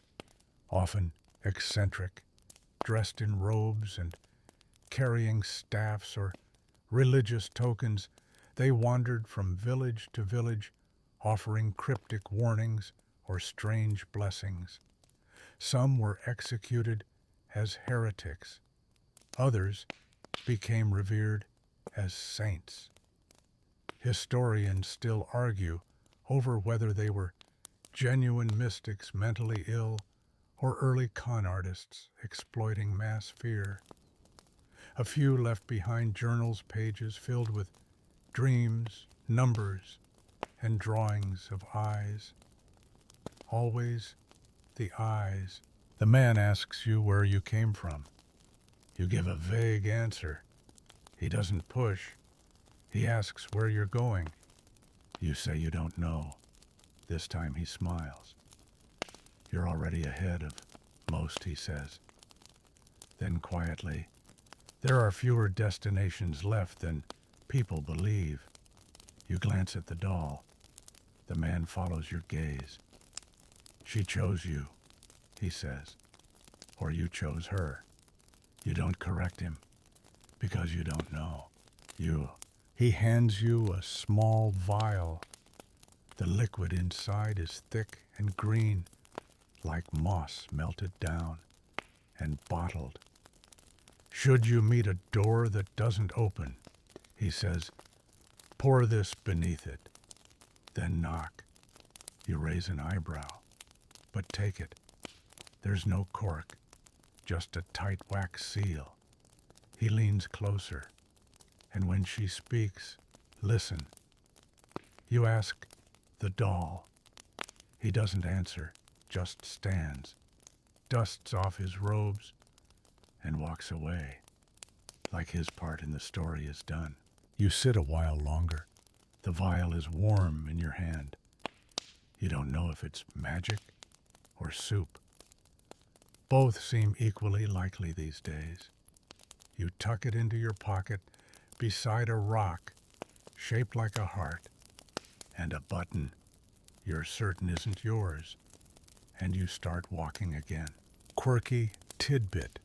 In medieval Bohemia, certain dolls were believed to select their owners, especially those carved from yew wood and left in moonlight. These chosen dolls were passed between families like heirlooms or omens. Some were said to whisper at night. Others were credited with saving children from fever or warning of fires. A few towns banned them entirely after a series of mysterious deaths, claiming the dolls had grown possessive. One story tells of a doll that refused to leave a burning house and was found unscathed in the ashes. You don't want to test your doll like that, but you do start wondering just how long it's been with you and how long it plans to stay. The land flattens again. You pass a crossroads with signs so weather-worn the letters have vanished. One points east, one points west. One is snapped off at the base. You choose east because it smells slightly of rosemary, and because the clouds that way look marginally less judgmental. You walk for hours, pass a dog with no tail and a bad attitude. Share a plum with a one-eyed crow. Tell the doll a joke you heard when you were 12. It laughs. Or maybe that's just the wind. Either way, you laugh too. By evening, you see it. A house, whole, upright, clean, smoke from the chimney, light in the windows. A house that looks lived in. You blink sure it's a mirage, but it stays there. So you approach. You knock, and this time the door opens. A woman in her 50s, stern-faced but not unkind, peers at you. She says, "Hungry?" You nod. She steps aside. And just like that, you're inside again. The warmth hits you like a memory. Fire in the hearth, low and lazy. Smell of stew, thick in the air. Real stew, not just hot water, pretending. A wooden floor worn smooth in the center, where countless feet have passed. The woman gestures toward a bench near the fire. You sit, slowly, as if it might vanish. She doesn't ask your name, doesn't ask what you're running from, just ladles a bowl full of root vegetables, barley, and something that might once have been rabbit. You don't ask what it is. You eat. It's the best thing you've tasted in a month, even if it's only the second thing you've tasted in a week. She finally says, "Don't stay too long," not unkind, just factual, like weather, like death, like seasons. You nod.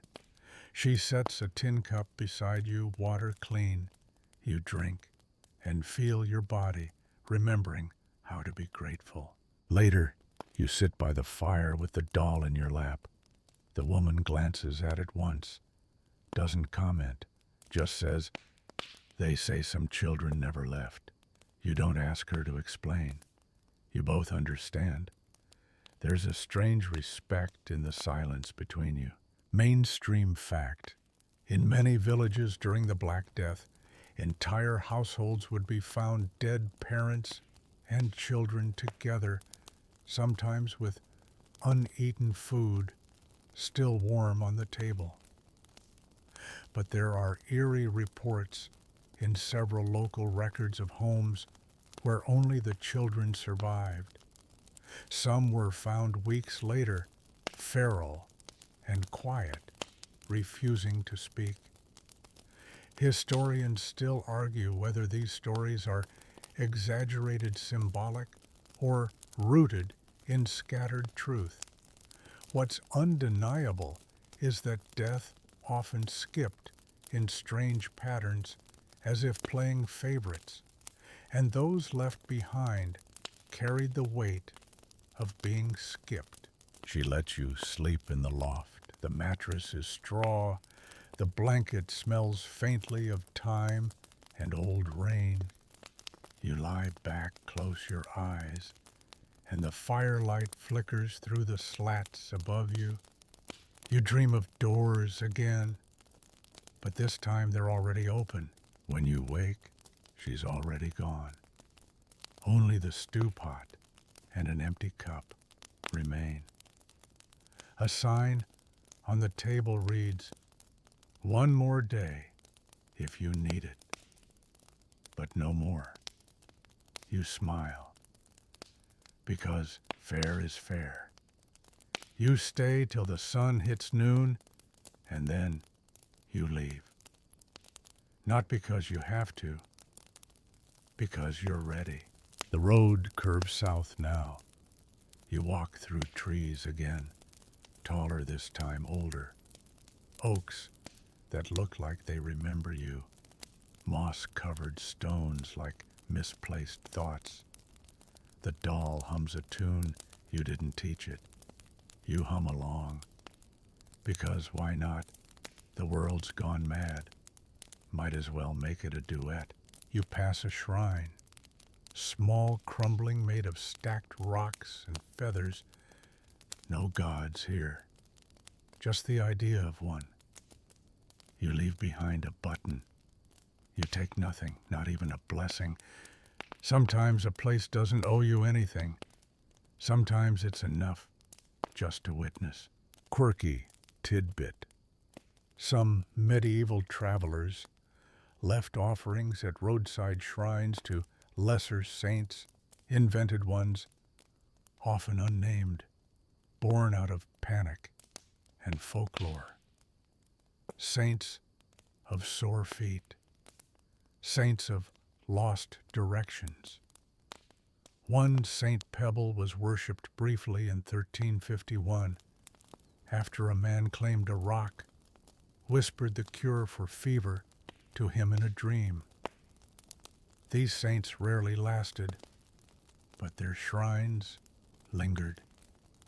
Little piles of hope in a world falling apart. You think about inventing your own saint. Saint Dollface, maybe. Patron of survivors. You decide she'd wear mittens and curse like a sailor. As evening falls, you reach a village, or what's left of one. Roofs collapsed, wells dry, doorways black with soot. But it smells wrong, too clean. No rot, no bones, just absence, like the place was erased instead of abandoned. You step carefully, call out just once. No answer. You check one house empty, another also empty, until the third. Inside is a man, alive, sitting at a table, hands folded neatly, eyes closed, breathing barely. You clear your throat. He doesn't flinch, doesn't open his eyes, just says, "It ended here." You ask, "What did?" He says, "The story." You sit. You don't ask more. Because he won't tell. Instead, he offers you a riddle. What's the last thing death forgets? You say names. He shakes his head. You say memories. He shakes his head. Finally, he says, "Footsteps," and then opens his eyes. They are glassy and blue and so tired, but kind. You ask him what to do next. He shrugs, then says, "The next step is always yours." You nod, because it is, always, even when it doesn't feel like it, even when you wish it wasn't. As you leave, he calls after you. "Tell her I said thank you." You ask who. He just smiles. You don't press. You don't need to. That night you sleep beside a fallen log. The stars are clear.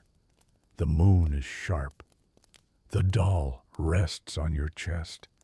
You dream of nothing and wake rested. You take that as a good sign. The road today is thin and winding, more suggestion than path. Thistles tug at your hem. A bee flies so close to your ear, you flinch and mutter a curse. The doll seems unbothered. It rides calmly, as always, watchful, unreadable, like it knows more than it's saying. You mutter to it, "Don't start keeping secrets on me now." A passing breeze carries no reply, but you swear its head tilts. Not creepy, comforting, mostly.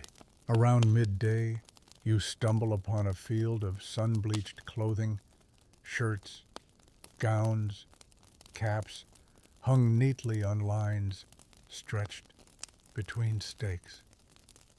Hundreds of pieces, all clean, all swaying gently, like ghost children at play.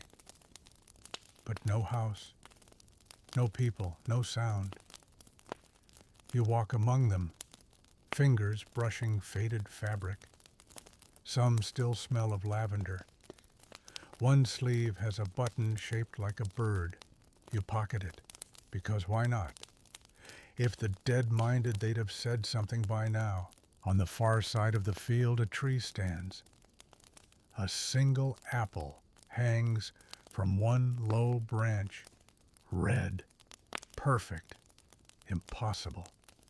You reach up and pluck it, warm from the sun, firm in your hand. You bite. It's fine, which somehow makes it more unsettling. You leave the core at the foot of the tree and walk on. Mainstream fact. In 1349, a village in southern France was found completely deserted. Clothes remained hung on lines. Food sat rotting on tables. No bodies were ever found. Theories range from mass death by plague to migration to stranger superstitions involving fairies or divine punishment. Historians still argue whether this event was exaggerated in retellings or truly one of the most chilling absences recorded in the era. Regardless, it became known as the Vanishing Hamlet and inspired over 200 ghost stories. You crest a ridge and see a river, wider than you expect, slow-moving, thick with silt, and too quiet.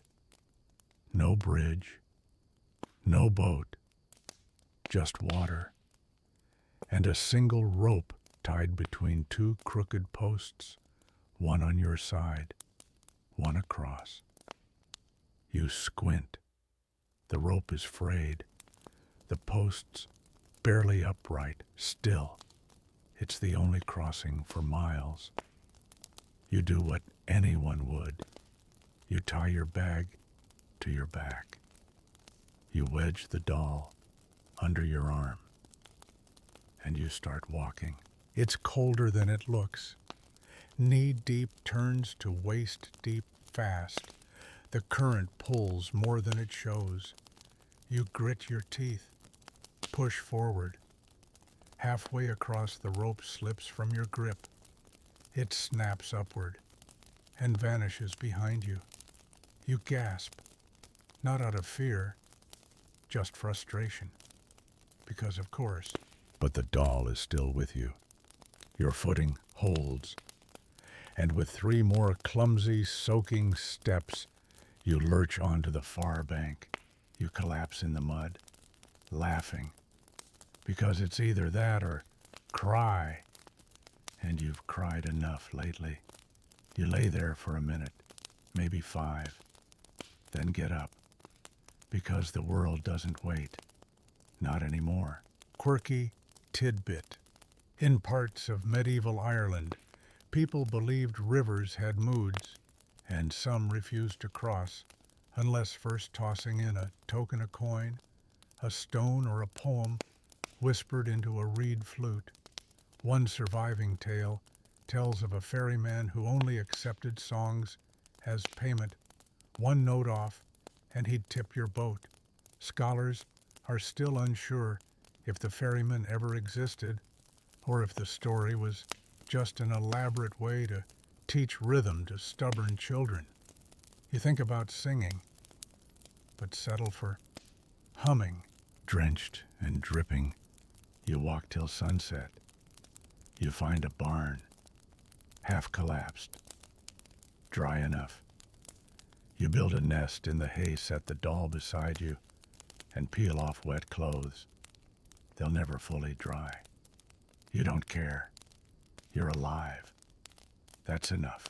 A rat scurries past. You salute it. It ignores you. Fair. The doll stares at the rafters. You whisper, "You scared?" It doesn't reply, but your own breath calms, so maybe it's enough. That night you hear owls, then silence, then something you can't name scratching just outside, but you don't move. You pull the hay tighter and wait. Whatever it is, it's just passing through. Like you, like everything. Morning arrives like a hesitant guest, pale and shivering. The barn smells of hay and old animals. You stretch slowly, feeling each bone realign.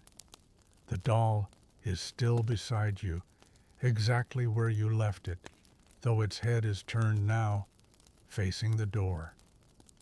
You're pretty sure it wasn't before. You mutter, "Subtle." It doesn't answer, as usual. But you feel less alone. As usual, you walk. Because that's the theme of your life now. 1 foot, then the other. You pass through meadows, gone to seed. Bees drift lazily, their work unhurried. You see a pair of foxes, lounging like royalty atop a collapsed wall. They don't run, they just stare. You stare back, then bow. Because dignity, even now, still counts for something. By midday you reach a gate, wooden, ornate, completely out of place. There's no fence, just the gate, standing there in the middle of a field, like a door that forgot its purpose. You approach, touch the wood. It's warm, almost alive. And hanging from one iron hook is a sign faded and scratched that reads, "Knock first." Be polite. You laugh. Because what else can you do? So you knock. Once, twice. Nothing. Then you remember the vial. You fish it out, break the wax seal, and pour the green liquid beneath the frame. It seeps into the soil like ink into cloth. You knock again.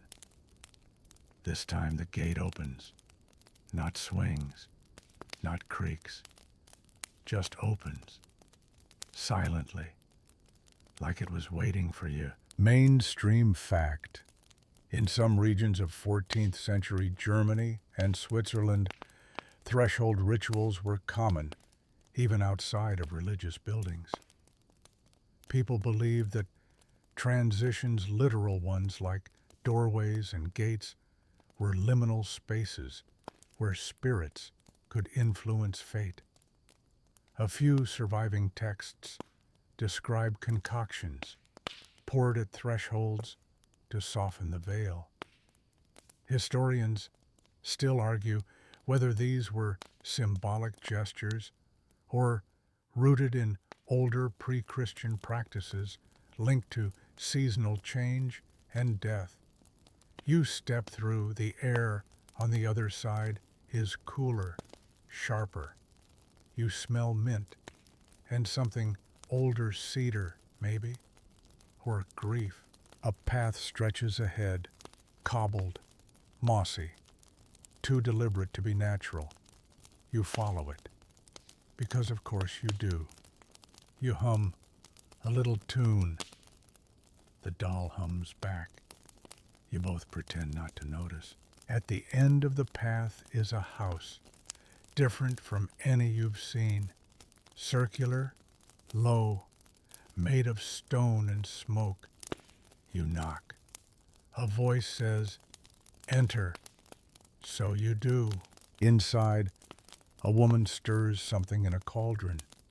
She looks about 70, maybe older. Her eyes are the color of tea, left too long. Her smile is crooked, but not unkind. She says, "You've brought her." You blink, then glance at the doll. The woman nods. "You should eat." You should. So you do. The stew is strange, savory with a hint of cinnamon. You ask what's in it. She says, "Regret, rosemary, bits of Tuesday." You don't push further. Some questions deserve mystery. She watches you eat, then sits across from you. "Not many make it this far," she says. You ask why. Most get tired, or turn back, or forget who they are. You look at the doll. Its eyes catch the firelight. The woman says she remembers. Quirky tidbit in rural Brittany legend told of a guardian spirit that took the form of a child's toy. It would bond to travelers who had lost everything, guiding them across dangerous land. Locals claimed the doll could whisper warnings, cause dreams, and vanish if disrespected. Some said it demanded offerings. Others insisted it only stayed with those it chose. No two stories agreed, and some priests tried to burn them, claiming they were infested with old gods. You wonder what your doll would ask for, if it could. The woman rises, takes the doll from your hands. You want to stop her, but you don't. She holds it gently, examines the seams, then nods. She's nearly full. You ask, "Full of what?" She smiles but doesn't answer. Instead, she wraps the doll in a silk cloth, then gives it back. To carry a soul, she says, you must remain hollow in the right places. You're not sure if she's talking about you or the doll. Maybe both. You leave before nightfall. The gate closes behind you without a sound, and you feel lighter, like someone untied a knot behind your ribs. You breathe, for real this time. The road curves north again, but you don't feel lost, just unfinished, which frankly is better. The days are longer now, or maybe time has just softened its grip.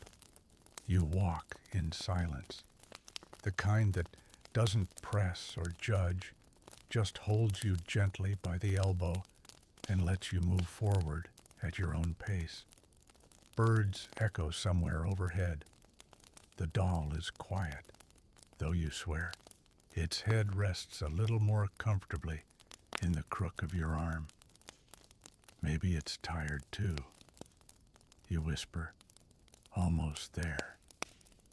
You have no idea where there is, but the doll nods anyway. By mid-morning, you reach a stone circle. Massive slabs, lichen-covered, arranged with obsessive precision. No signs, no carvings, just presence. Thick, ancient presence. You step between the stones. The air shifts, cooler, denser, like the world is holding its breath. You don't linger. You bow slightly and continue on. You may be tired, but you're not rude. Mainstream fact. During the plague years, people sometimes gathered in sacred or pagan places out of desperation, not devotion. Stone circles, dolmens, and ruined monasteries saw an influx of quiet rituals, families, offering herbs, bred hair, hoping for mercy where logic had failed. Historians still argue whether this behavior was suppressed by the church or quietly tolerated to preserve morale. Either way, the land remembers. So do the stones. You feel their gaze on your back until the trees reclaim you.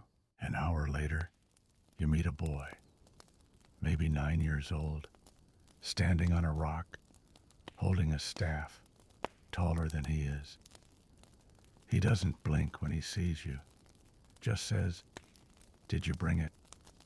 You freeze, then point at the doll.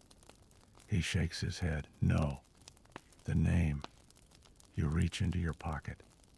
You've forgotten placing anything there, but sure enough, there it is. A folded scrap of paper. You open it. A name is written in looping, unfamiliar script. You say it aloud. The trees shudder. The boy smiles, then leaps down and vanishes into the undergrowth. Quirky tidbit. In Romanian plague folklore, there's mention of word children, ghost-like spirits who guard the names of the dead. You could only pass safely through their domain if you offered them a true name, freshly remembered. If you guessed wrong, they'd follow you forever, whispering your own name until it lost all meaning. Villagers sometimes carried bundles of fake names just in case. Scholars debate whether this was a child-scaring tactic or a relic of ancient soul rites. You wonder if your name still means anything, then decide it does, because you say it, and it still fits. You pass a cottage with its roof caved in. Inside, wild flowers grow from what used to be a bed. A mirror hangs crooked on the wall. You glance at it, but the reflection isn't yours. Not exactly. It's you, but older, eyes heavier, still standing. You raise a hand. The reflection does too, but just a beat late, like it's thinking it over. You keep walking. Some things aren't meant to be confronted just yet. Later, you find a spool of thread hanging from a branch. Bright red. Too bright for the forest. You follow it. Around a bend through a hedge, into a clearing, where a woman sits, weaving something impossible. A tapestry of moving images. She doesn't look up, just gestures you closer. You kneel beside her. The tapestry shows you, walking, sleeping, laughing, crying, holding the doll. You whisper, "What is this?" She says, "What you've already survived." You ask if she's a witch. She says, "No, just paying attention," then cuts a length of the red thread and ties it around your wrist. "Don't forget." You nod. You won't. Historians still argue whether traveling storytellers of the Black Death era truly had access to personal stories from hundreds of survivors, or if they invented most of their tales to comfort frightened villages. Records suggest some carried tapestries, embroidered with scenes meant to prove their words. Whether those tapestries were based on truth or embroidered fiction remains unclear. But memory, even false memory, has power. You leave the clearing with your wrist warm and your heart steadier. Night falls as you reach the crest of a hill. Below, lanterns glow in the distance. A town, real, alive. You can smell bread, hear laughter, music. The doll presses closer to your chest. You feel it, or maybe that's you.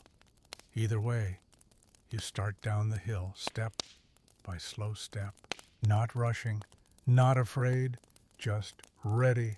Whatever comes next, you'll meet it, not because you're brave, but because you've come too far not to. The town feels too normal. You step through its edge as bells chime softly in the distance. 3 notes, then silence. No alarm, just a kind of welcome maybe, or acknowledgement. You look around expecting someone to greet you. No one does, but the windows are open, and from within you hear murmurs, forks clinking against plates, someone playing a harp very badly. It's perfect.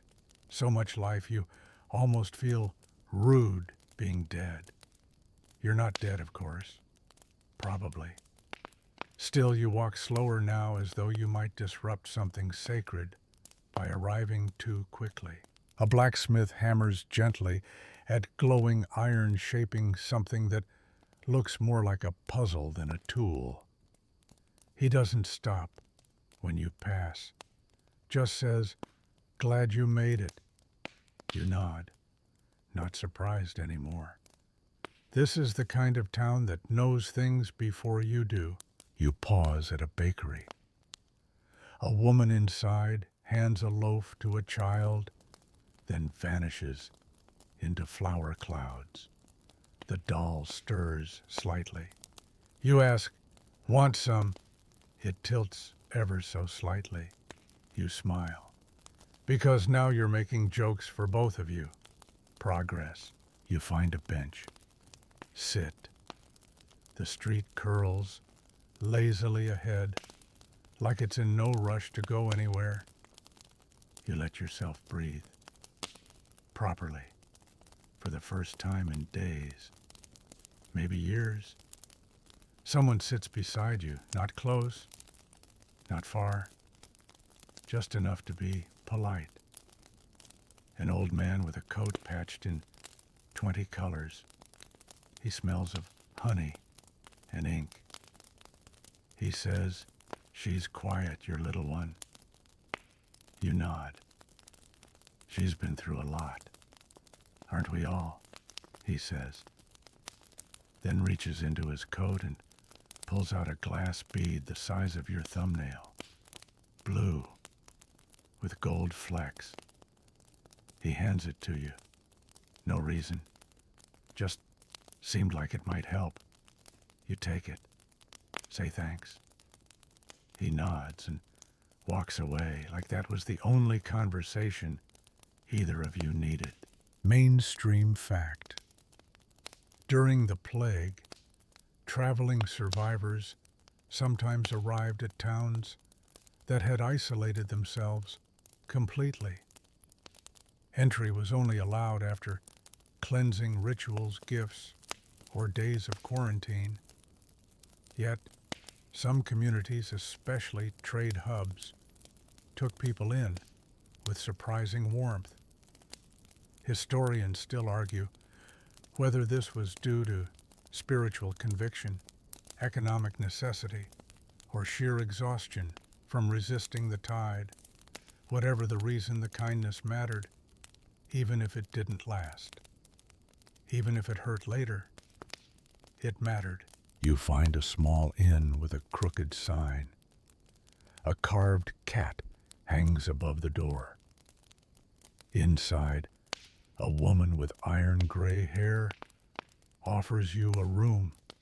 No questions, just a room, and a warm drink made of herbs you can't name. You carry the doll upstairs. The room is small, clean. The window shows rooftops and a sky full of stars you didn't think still existed. You whisper to the doll, "Home for now," and that's enough. The bed is soft, ridiculously so. You sink in, still holding the doll. You close your eyes, and you dream. You're in a room lined with mirrors, but only one shows your reflection. The others show places you've been, people you've met. One shows the boy with the name. Another shows the woman weaving you into cloth. One just shows fog. You try not to stare at that one, but it stares at you anyway. You ask, "What now?" The mirror cracks, gently, not violently, like it's sighing. Then the doll appears beside you, nods, points, and you wake up. It's morning again. You're not sure how long you slept. Hours a week. Time's lost interest in behaving normally, which, honestly, you respect. The innkeeper leaves bread and jam outside your door. The doll is upright now, facing the mirror. You whisper, "Learn anything?" No reply, just the faintest shimmer across its glassy eyes. You nod, because maybe you did too. Quirky tidbit. In Italian folktales collected during the plague era, innkeepers were often portrayed as secret stewards of fate, offering rooms not just to travelers, but to memory itself. Some tales claimed inns were built atop ancient roots that held the dreams of everyone who slept above. Others said innkeepers recorded your dreams while you slept, writing them down in invisible ink. Scholars still debate whether this myth arose from real oral traditions or was a literary invention of later authors romanticizing chaos. Whatever the case, you're beginning to think even myths get lonely and like being remembered. You step into the street again. The town looks the same, but something has shifted. The sky's a shade bluer. The streets feel less like passageways and more like stories. You walk to the well at the center square, the doll still in your arms. You look down, and your reflection finally smiles back. The well water is clear, not just clean, but crystal, the kind of clear that makes you wonder if it's even water at all. You lean over, half expecting the reflection to wave at you again. But this time, it doesn't mimic. It waits. So you wave first, and it follows. Maybe that's how mirrors forgive. The doll shifts in your arms. Its head tilts just slightly toward the water. You hesitate, but there's something peaceful about this moment. So you lower it carefully, letting its cloth feet dip just beneath the surface. The reflection ripples, then steadies. For a moment, brief but heavy, you see someone else looking back at you. Not a stranger, not quite. Maybe an echo of who you were before, or who you might be still. You blink, and it's gone. The doll's dry again. You didn't see it move, but the bench across the square is now damp. Interesting. You follow the sun through narrow streets. Every door is painted a different color. Every window has a different curtain. But no one stops you. No one questions the doll. You are not unusual here, which is either very comforting or deeply suspicious. Either way, you keep moving. Mainstream fact: in certain Flemish cities during the 1300s, there were periods where plague survivors were quietly revered, not shunned. Called passants du vide, or those who had passed through the emptiness, they were sometimes invited to walk certain routes through town to bring luck or spiritual protection.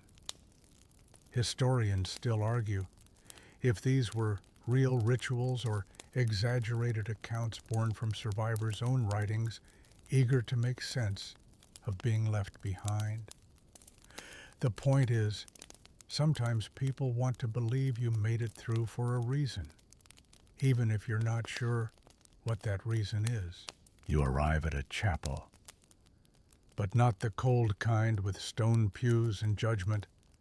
This one's made of sun-bleached wood, small, unassuming. Its windows are open. Wind flows freely through it like breath. You step inside. You don't kneel. You just sit. Because rest is sacred too. The doll sits beside you, unusually still, almost reverent. A man sweeps the floor at the far end. He wears robes but no symbols. When he sees you, he smiles.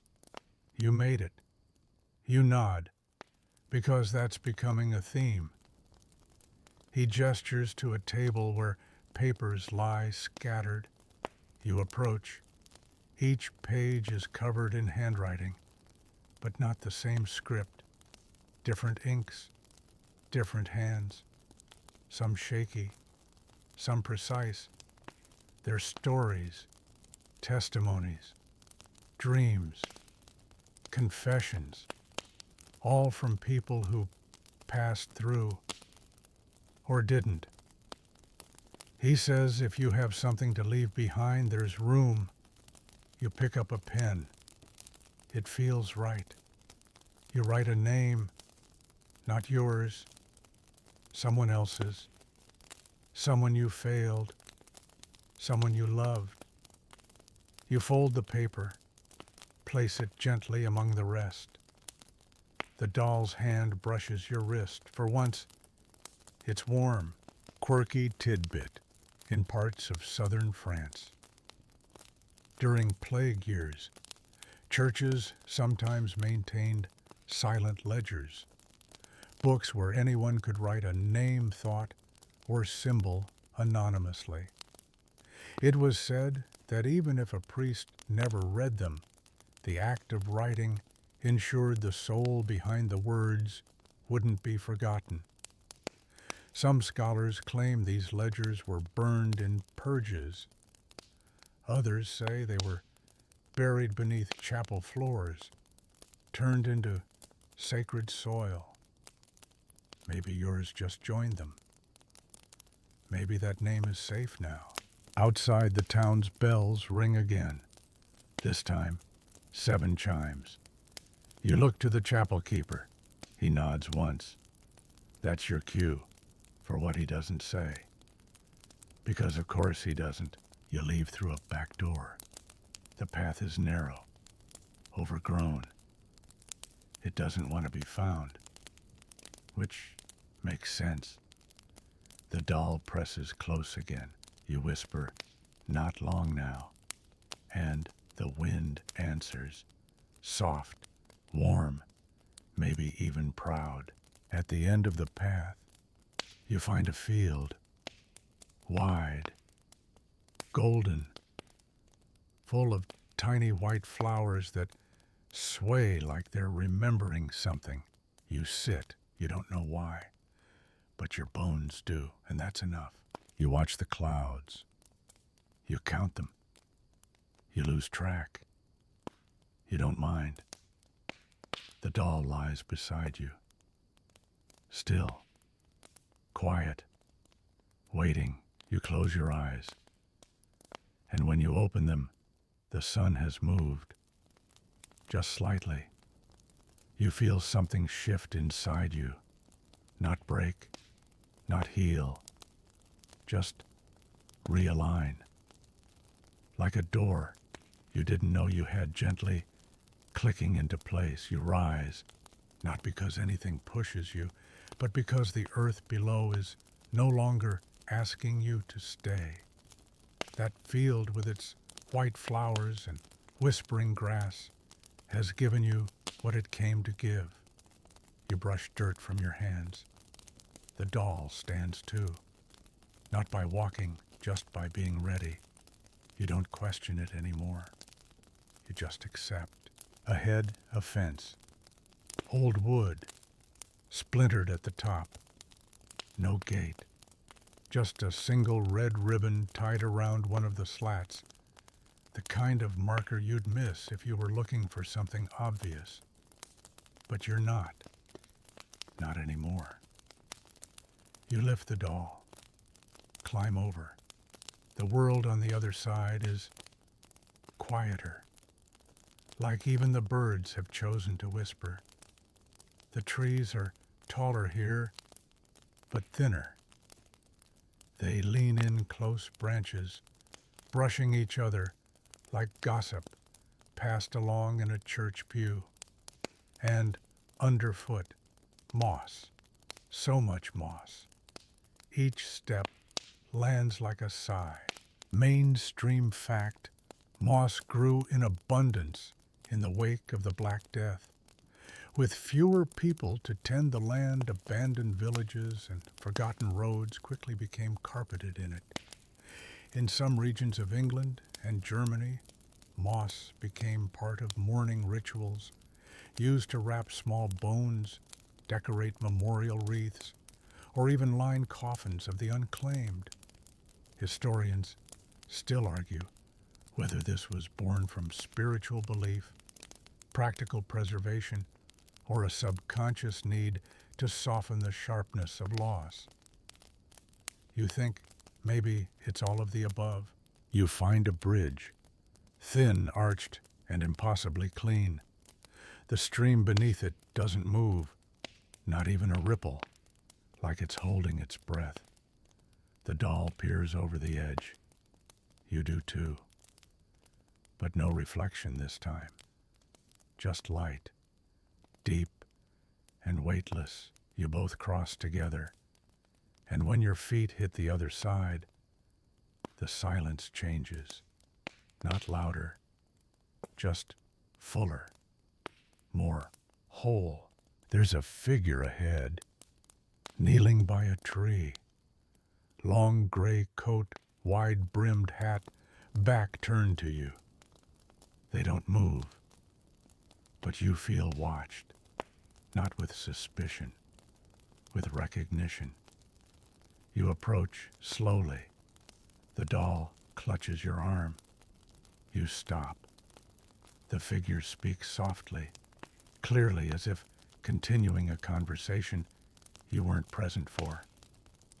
You brought her back. You frown. Look at the doll, then back at them. Who is she? They smile without turning. Not yours to name. You ask, what do I do now? They point upward. You follow the gesture. A single rope ladder dangles from the canopy. It wasn't there before, or maybe it always was. You ask, what's up there?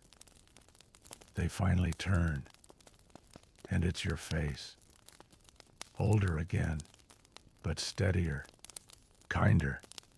The next part they say, and vanish. Quirky tidbit.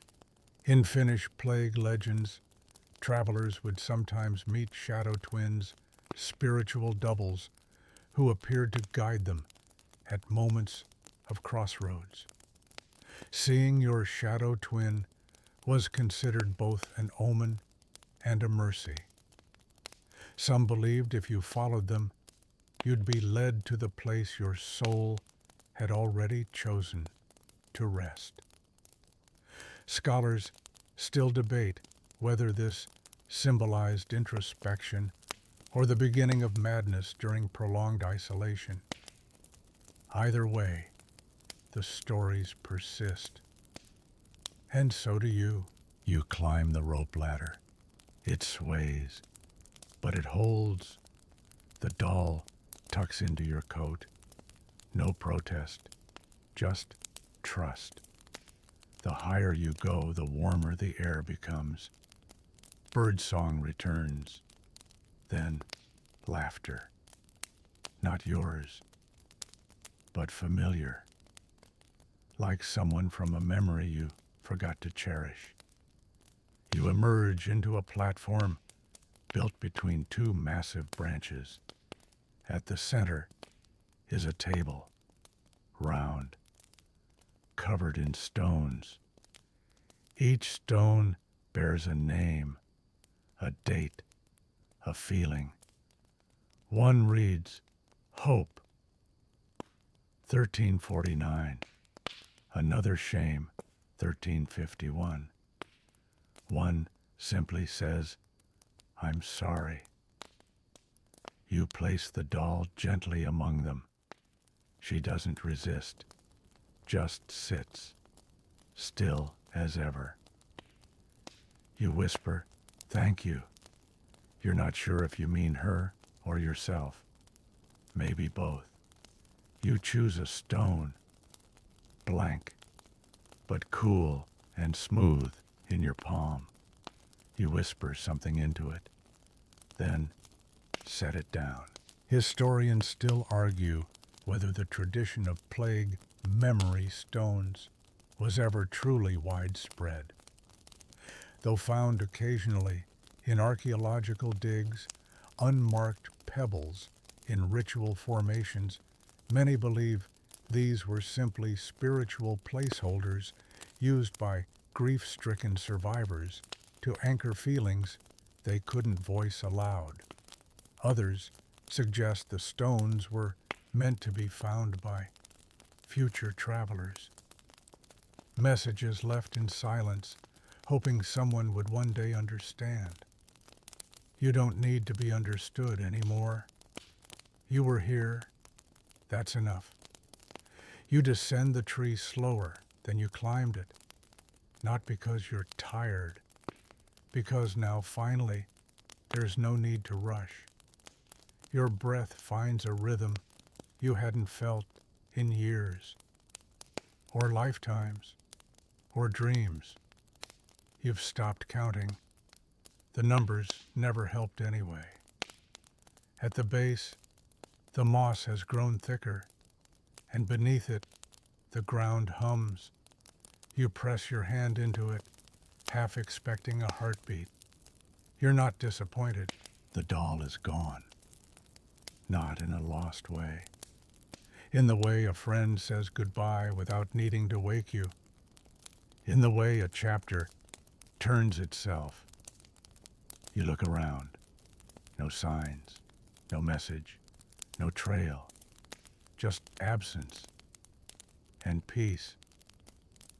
You sit for a while, not to think, just to exist. A breeze picks up, carries the scent of rain that hasn't fallen yet. You smile, because now you know the air remembers too. Mainstream fact.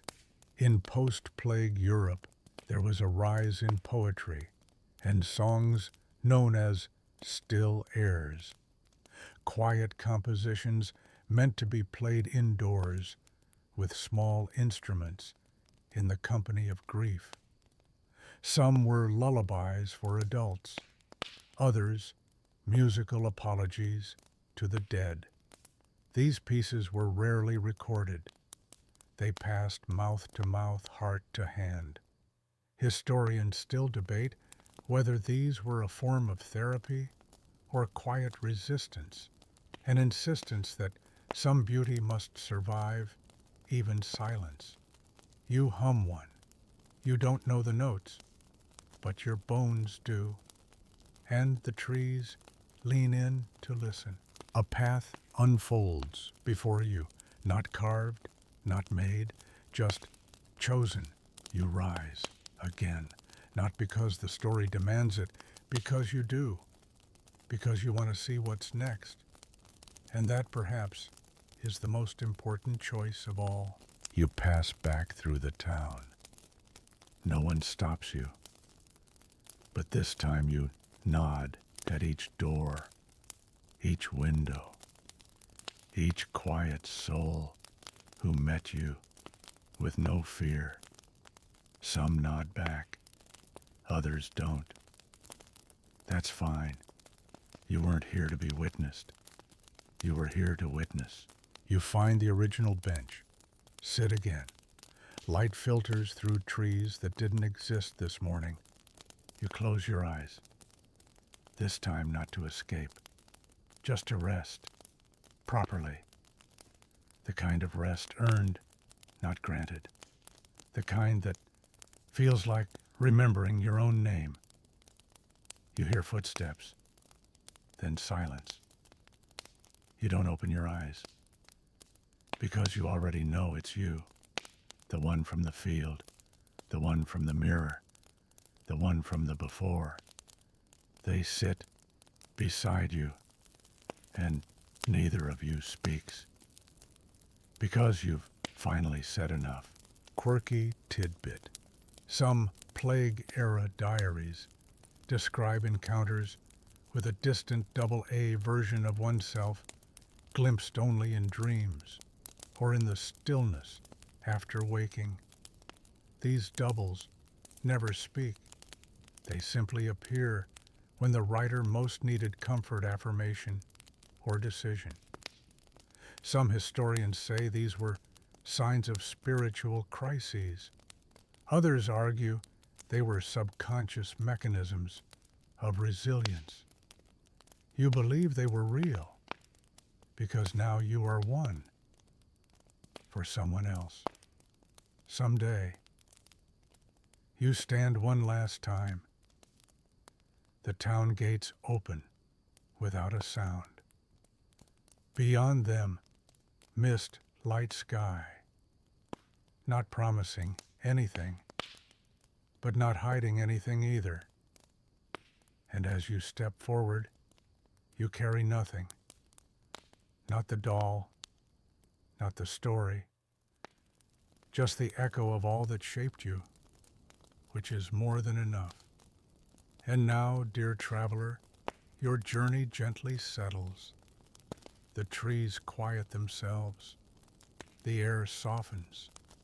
Even the ground beneath your feet seems to sigh with relief, releasing you from its memory.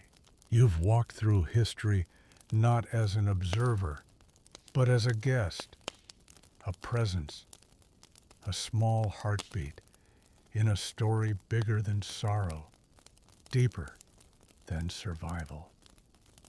The plague years were cruel, yes, but within them lived tenderness, strange kindnesses, quiet rebellions, and more than anything else, the resilience of those who stayed kind when it was hardest to be.